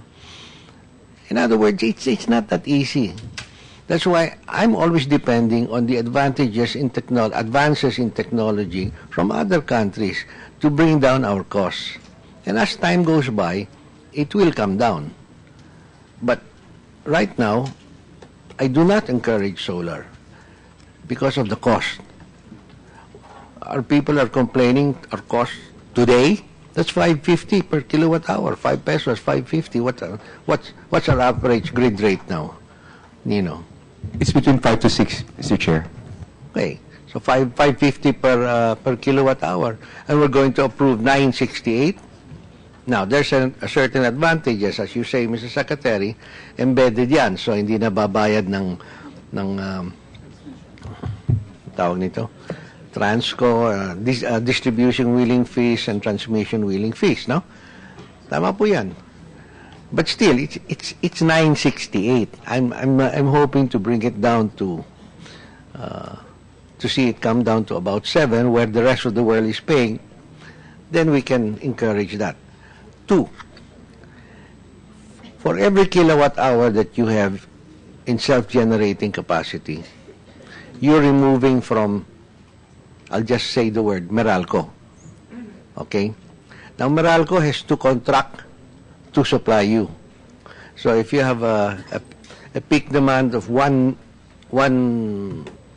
megawatt a day, let's say, I have to be able to deliver 1 megawatt.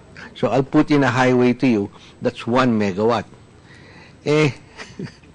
You have a self-generating capacity now, so you're using up your... Teka muna, I supplied you with the 1 megawatt-er, and you're only using up 1/2 of that. Now, who will pay me now for that and for my contract with the power, with the generating companies? Because I said I'm contracting 1 megawatt because I have to supply your mall with 1 megawatt. This is a big problem now in California, where the utilities are now complaining because now there's more, in California, there's more and more self-gen there, rooftops.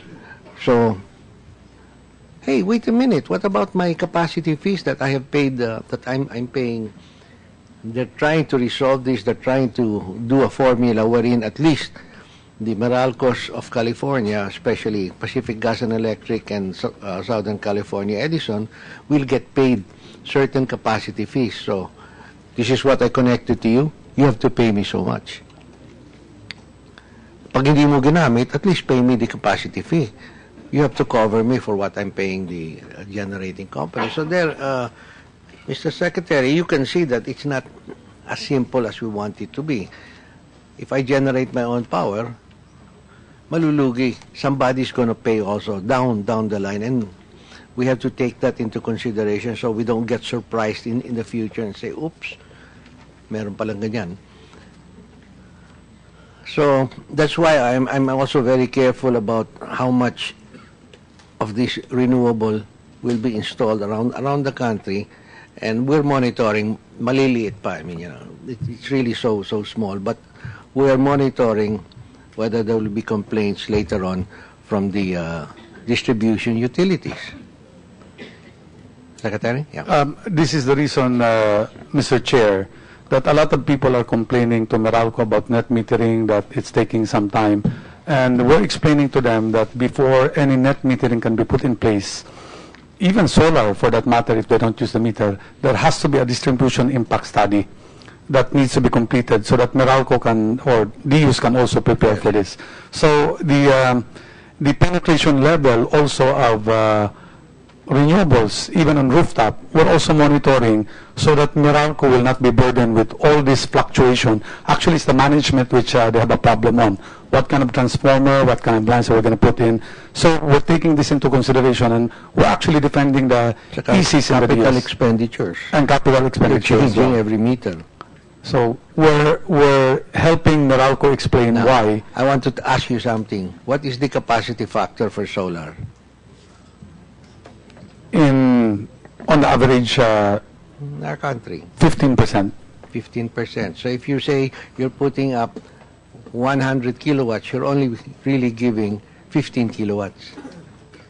And it's usually... So that's so small. And it's usually, Mr. Chair, centered, okay, the availability is between, at the peak, about 10 to 3 o'clock. Not in the rainy season. Not in the rainy season, of course. And you better make sure that your roofs are flat, because if your roof is slanted like it is in this country because we have heavy rains, you're not going to get even the proper amount of radiation that you think you will. Sa America, flat yung mga roof nila. Sa California, there's hardly any rain. It rains 2 weeks in the year, in February. So the roofs are flat. So yeah, it's a more efficient use of the rays of the sun. But here, if your roof is like this, only one half is facing the sun in the morning, and the other, good if it's east to west. But suppose your roof is north to south.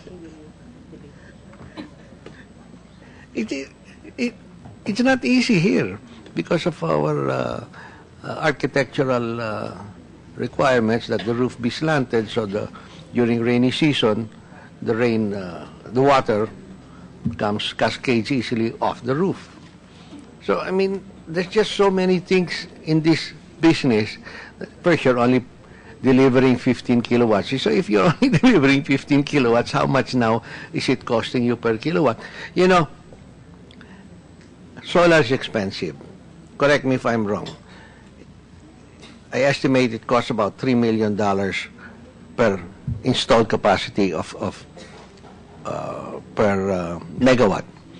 $3 million. You can put up a coal plant for $1.5 million. That's one. Two, you're only getting 15% of the $3 million. So if you start factoring that in, you're actually paying $12 million per megawatt. That's why it costs. That's where the costs are coming in. Third, you only use it 8 hours a day.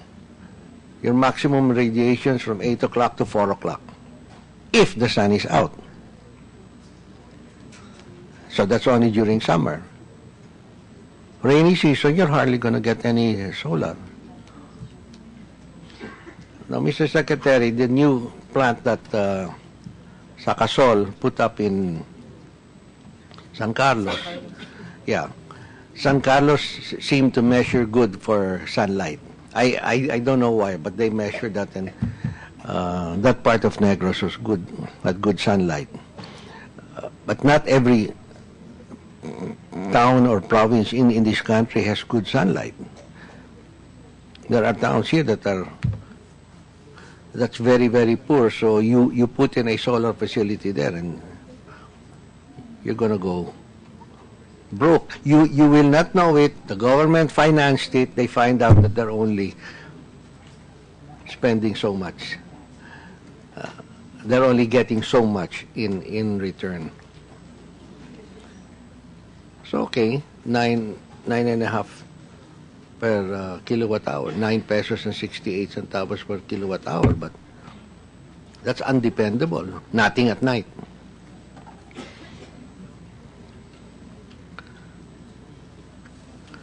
So that's why, Mr. Secretary, I've been cautious, hopeful, very hopeful that as years go by, this cost will come down. That's why the Germans, they've been inviting me to Germany for 4 years. I won't go on solar. Why? Because I know they're just trying to sell us something. but the cheapest panels come from China. I'd rather buy from China than from Germany. And why? Because they're in trouble now. The government pulled up a big chunk of their subsidy, and so the demand for solar panels in Europe collapsed. Spain and Germany, they had the biggest. They were spending $5 to $10 billion a year in subsidy. They woke up after 10 years. They said, no more. We're cutting it down by one half. So wala nang market nawala yung market ng Germans at saka yung Spanish, what you call these, manufacturers of solar equipment. So now they're all over the world trying to sell their solar. That's why they've been here. They're nice people, but unfortunately we know what they want to do.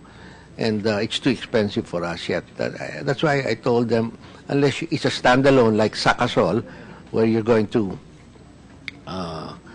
make money operating that, I'm not going to endorse you to other people to put solar. My wife's cousin has been selling solar panels for 40 years. I don't know if you know him, Panchito Pocket. Yeah, 40, maybe at least 30 years he's been here. The only one, Lonely Hearts Club, has been selling solar facilities, but it could never pencil out to me. So we're Senator Lagada, Senator Lauren, we're in favor of renewables, but I just have to protect the people because we will always get a backlash from the public. To this day, ang mahal-mahal ng power natin. So I'm really quite sensitive to that. The price of power, because the moment it's stuck there, that will continue already. The moment you start with it, look, our problem was in 1992. It's now 2014. And we still inherited the legacy that the friend of Mandy Ledesma gave us, Fidel Ramos. And now Mandy has a headache because he has to pay off the debts of Fidel Ramos's projects. Diba? Mandy. Emmanuel Ledesma. He's the president of PISAO. Mr. Chair, yes. If I can add to the statement, that's why also we're being careful about the total penetration of renewables in this country, because this is something which I've been telling everybody, but most people don't seem to understand, is that when you put up renewables, you also have to put up conventional plants to support it, because on the time that it's not available, somebody will have to come in. A plant will have to come in. So you can never ever expand renewables if you also do not expand conventional plants. In fact, in Germany, that's what they're trying to build right now. Senator Legarda, I'm sorry to say, but in Germany, they're also trying to build coal plants right now to support the increased. You apologize to me for coal because you know I'm against coal. Because it's coal. They're actually doing that right now because the only way they can increase their wind and solar is also to increase the base load or ancillary. And unfortunately for them, even though they don't want it, it has to be coal at this point. So they actually go hand in hand. They don't necessarily compete with each other. It's a partnership that... Definitely, it's not one or the other. Well, Serge is the expert here. I'm here to be educated. But in my heart, I'm really an RE person. But and in my heart, I am against coal or anything that pollutes. But it's not a utopia world. And of course, there should be a balance. And we're here not to put down. In fact, I'm very much in favor of the DOE promoting renewable.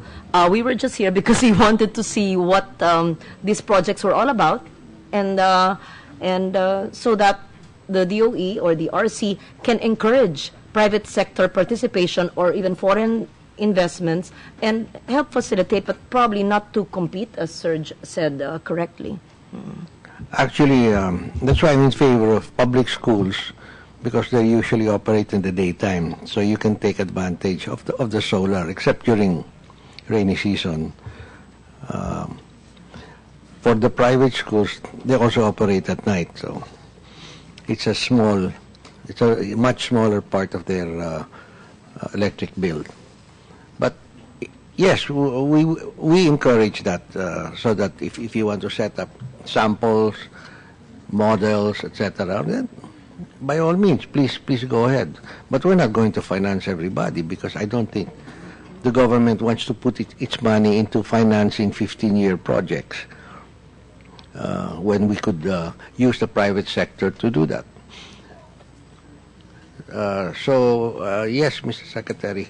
In any case, did I miss out on anything? Transco? Transco does not receive a budget from the general fund. I'll tell you what I'll do now. Even PEMC, but I'll study all these submissions. I only got some this morning, and we'll call another hearing. Not all of you will be invited anymore because tapos ka na, Mr. Secretary. But we want to make himay and check out whether your budget is justified, no? So if there are no additional comments, I'll suspend this hearing. Senator We're Lauren? done with the NEA? Not yet. Yeah, but you may reopen. Tapos na ang NEA? Yeah. No, I just wanted to ask, are we already adjourning now for lunch? Suspending. Suspend, and then another hearing. Yeah, but 3 weeks from Will now. you still call NEA? No more. I'll call if you wish. No. I just But wanted to ask. Ask her now. Just now, for the last few minutes. Ask her about Lasureko. Just for clarification, I just noticed that your budget is 64% lower. I don't know if this was explained already. If it was explained, I'll just read from the transcript. It's 64% lower for next year. What is the reason for that? They're being punished for not collecting from Lasureko. Actually po, Mr. Chair and Ma'am, that we air this out with the Department of Budget and Management, and there have been several calls already for additional support, and we were asked by the Secretary Abad to submit our program of implementation for the next year, and also we'd like to complete up to 2016 by the term of President that 32,441 sitios when we started, and that was the inventor of sitios, should have been completed. Now we also, because this is a continuing program, it doesn't end. 30,000. 32,441 Was the sitios. promise of the President to electrify in his term, and it's been completed? It is supposed to be completed by the end of his term. So that's the one, Mr. Chair, that we are pursuing. So the remaining sitios? Yes, Not ma'am. yet. Right now, ma'am, it's 14,000 more, which we would have to do. And 17,000 had already been done for the 2.5 years. So you're able to do it even with the 64% lower budget for next year to complete the commitment of the President till the end of his term? Mr. Chair, we're requesting for additional support from the DBM. But there must be a reason why your budget was slashed by 60%. Well, we asked them, but they said that anyway you get additional fund when you are able to do more. Because for the past number of years, the appropriated GAA fund... For an agency to be slashed 64% lower than the present, is it, unless my figures are incorrect, your 2014 budget compared to 2015, the 2015 is 64% lower than 2014 budget? Is that correct? Mr. Chair, it is only insofar as the sitio appropriation is concerned, because yes, that's the only one which we get from the national government. And I'm very concerned about that because in this day and age, hindi maaring caveman ang buhay ng mga kababayan natin sa mga sitios, sa mga rural areas. Kaya nga ang katanungan ko ay, are you able to accomplish the commitment of the President to electrify all the 32,000 sitios even with a 64% slash in your 2015 budget? Actually, Mr. Chair, we're working on, they asked us to submit our schedule, but I think they also based it on the fact that there have been what they consider as low output for the first semester or for the first quarter of this year. Nagamit yung budget. Ganun ba Hindi naman po ganun, Madam Chair, because of the Yolanda rehabilitation. So, na-divert po yung efforts to do future electrification, because even the materials which were intended for the sitios already had been used. The people who are supposed to construct had been tapped for the purpose. So, the budget for 2014 was only released to us in July of this year. So, kaya nga sabi ko, there must be a reason why your budget was slashed. So, hindi nyo kaya dahil nasa Yolanda rehabilitation, and so, na-divert your budget na-divert. Apo. So, in 2015, it's 60% lower because you're still completing the Yolanda affected areas? We're done, Mr. Chair, with the Yolanda rehabilitation, so that it took us 6 months. The last quarter of 2013 and the first quarter of 2014. So we're done with that. So we're now full blast insofar as electrification is concerned. And for this year, the GAA appropriated about 6 billion, and that's the amount which we would want to maximize, of which 3 billion has been released to us as of this date. So we're asking for the next 3 billion, which we expect we will implement until the first quarter quarter of 2015. So, it is this one. Edith, you're running around in circles. Simple lang question ni Senator Loren. How many sitios will you be able to finish with the budget that is now being granted to you? Based on the program of 2,308. 2,308 out of a balance of 14,000 sitios. More or less, you said there was a balance of 14,000 unenergized sitios. Diba? That would mean... Let's see, no or yes, stop explaining. Yes, you said 32,000, 14,000 unenergized, correct? So, by the end of 2015... No, do not give me any long-winded explanation. That's the figure, sir. 32,000, balance 14,000. Yes or no? Yes, as of August. All right. So therefore, with your diminished budget, how will you be able to energize the remaining 14,000 or even one half of 14,000 because you have one more year to go? This year, sir, we're expecting to energize out of the funds which will have been given to us 8,500. 8,000? Opo. For the year 2014, sir. We're talking of 2014. So meaning... we're talking about your budget for 2015. Opo. So please don't answer me what you're doing in 2014. With that budget given to us, we will have a shortfall of 3,500. Shortfall? Why? What was the target that you're going to have a shortfall? We have to do. What was the target that you're going to have a shortfall? 28,910 should be accomplished by the end of 2015, sir. No. The target for 2015. You said you're going to have a shortfall. So what would have been your target for 2015? It's not 28,000.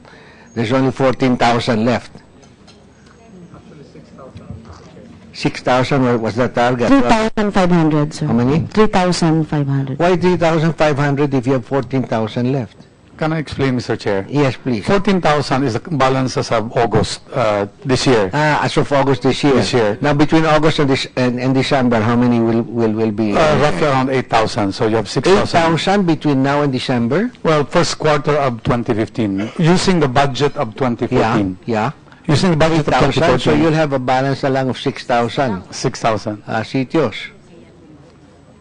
So how much money do you need for 6,000 sitios? We have requested, sir, I don't care what you requested, just 10 billion. 10 billion. Yes, sir. So kukulangin kayo ng 8 billion next year. Less the first quarter, of course. Oh. Pero may... That's your answer. Kaya ba nyong... Thank you for that, for clarifying. Kaya ba nyo? May absorptive capacity ba kayo at kaya nyong gawin? Assuming lang may pagkukunan ng 8 billion, kasi syempre gusto natin nasa at the end of the President Aquino's term that he can say that he lighted up the whole country, that there's no single sitio na hindi nailawan at kayang Can I answer that? Secretary. Mr. Chair, actually the targets are in place, and we've been actually, if you look at the graph that we presented before, medyo advanced pa nga ang implementation compared sa mga targets. Naglagay na ng advanced target, nilampasan pa yun.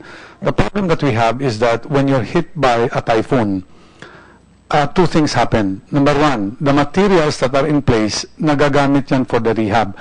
What use are the materials for sitio when even the town proper does not have anything in electricity? So that's used up. And then at the same time, ang mga tao na kailangan, okay, you know, we're actually working on the rehabilitation in the sitio electrification. They're also delayed. But once that's finished, okay, they do an accelerated sitio electrification. I even told Edith na, pwede ba, wag na yung mga internal na tao. If we can subcontract that, because the people cannot wait for the electricity, you just go ahead and subcontract.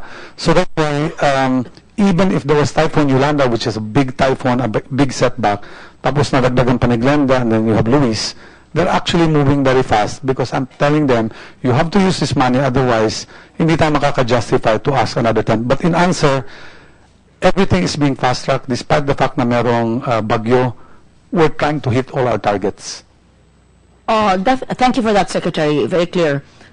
Definitely, we have to accept the reality that stronger, more intense, and more frequent typhoons is the new norm. And in setting our targets, the NEA should include disasters or natural hazards such as Yolanda, Glenda, Luis, etc. So maybe you have to recalibrate your targets and ask Congress for whatever is needed so that the President can fulfill his commitment of fixing all the sitios and providing electric power. Mrs. Chair, as a matter of fact, there is a resiliency program which we are putting in place right now. Like, let's say, if we say that the line should be constructed, kung ang mga poste po ay 100 meters ang distance sa bawat isa, that will have to be now 60 or 50. And the review of the specifications also underway right now. Plus the provision of buffer stock materials for the possibility of this new normal which we call Yolanda. So sa katapusan ba ng Aquino administration, lahat po ng sitio ay maiilawan? Yung pong inventaryo, Mr. Chair, na 32,441 nang pumasok ang presidente, yan po ang nakafocus kami talaga to do that. But as I mentioned earlier, the sitio is not a political unit. So meron pong mga tinatawag na emerging sitios or napanganak out of the sitios na dati because families have got they have become bigger, then they have their own houses, they do their pools or clusters, and then they ask also for another connection. But this will not be as much in terms of cost because mga adjacent na lang po sila. So we have the capability, we will have the funds to finish it, 32,000 more or less. Yes, ma'am. By the end of the term, even with a 64% reduction of your next year's budget. We will work on an additional. You said yes, the secretary said no. So we want to know what we need to do. Not with the current budget. Okay, it's with the additional budget, we should be able to finish. Additional of 8B to complete your 10. But with the 2B, we're set back. Ganun ba yun? Because outside of the GAA, if the approval is only for 2 billion for 2015, then we will work for additional fund, which had been provided for by the DBM, depending on the accelerated phase that implementation is done. Now, if there's no DAP, how will the DBM augment your budget in the middle of the year? So the DBM is depending on DAP. If I may answer, Mr. Chair. The sitio electrification program has been a beneficiary of DAP. And it really helped a lot in trying to ensure that sitios and schedules are done accordingly. And we can account for the number which has been supported by DAP. Okay. Last question, Mr. Chairman. Ilang pa hong sitio ang lalawigan ng Antique na wala pa pong kuryente? Ang probinsya ko yun. Former governor is here at my back. Kambal siya sa kiniraya? Hindi marunong magkiniraya. For just a second, ma'am. Hindi naman siguro masama na i-request na ang lalawigan ng Antique ay ilawan na ninyo. Kakahiya naman. Never ko Mr. Chair and Ma'am, remember the barangay electrification has been completed in Antique during your request also. Now it's there is a remaining 175 sitios more, Mr. Chair and Senator, 175 sitios more. So kasama na yon sa 2014. Opo. Kasama po yun sa ano natin schedule. Kasi kasama sa na-cut o kasama sa 2? Mr. Chair, kahit po na-cut yung budget, gagawin mo. The program is in place, so we can see. Okay, so by December, may ilaw na ang buong Antique. Yes? Okay, yes. 2015 lang yung budget. Mga sityong, the sitios na 100 plus. 175 sitios. And you said all Yolanda affected areas are already rehabilitated, no? Mr. Chair, yes po. 175 pala sityo nyo na hindi pa. Okay, Out of how many sitios? Governor ka, hindi mo naman sityo. All right. So we'll suspend and we'll let you know when the next hearing will be. But see you Thursday next week. Would you prepare already as much detail as possible? We will, including updated ILPs. Yeah. Oh, by the way, after our hearing the other day, I ran into Ramon Del Rosario, president of the Makati Business Club. And he said, it's not true that they're not forthcoming. As a matter of fact, they keep on meeting to determine how many megawatts they can contribute and who will contribute what. And he told me, I asked him, can you give 600? He said, di naman, mga 400. So, then the SAP, I don't know if there's an overlap, but the SAP connection lang yan di ba? SAP, there's an overlap actually with MBC. We checked, Mr. Chair. Malaki yung SAP, 400. 100 lang sila. 100? As of meeting yesterday, they have 100 megawatts. That's those who are willing to sign and who have not signed yet. Okay. Because that's expandable and as we talk to them, I'll meet with some of them next week. They'll be able. It all depends nga how much we'll pay them. We'll do, Mr. Chair. Yeah. All right. So without further ado, we're suspending this hearing. We'll let you know when the next one will be held. Thank you for coming, everybody.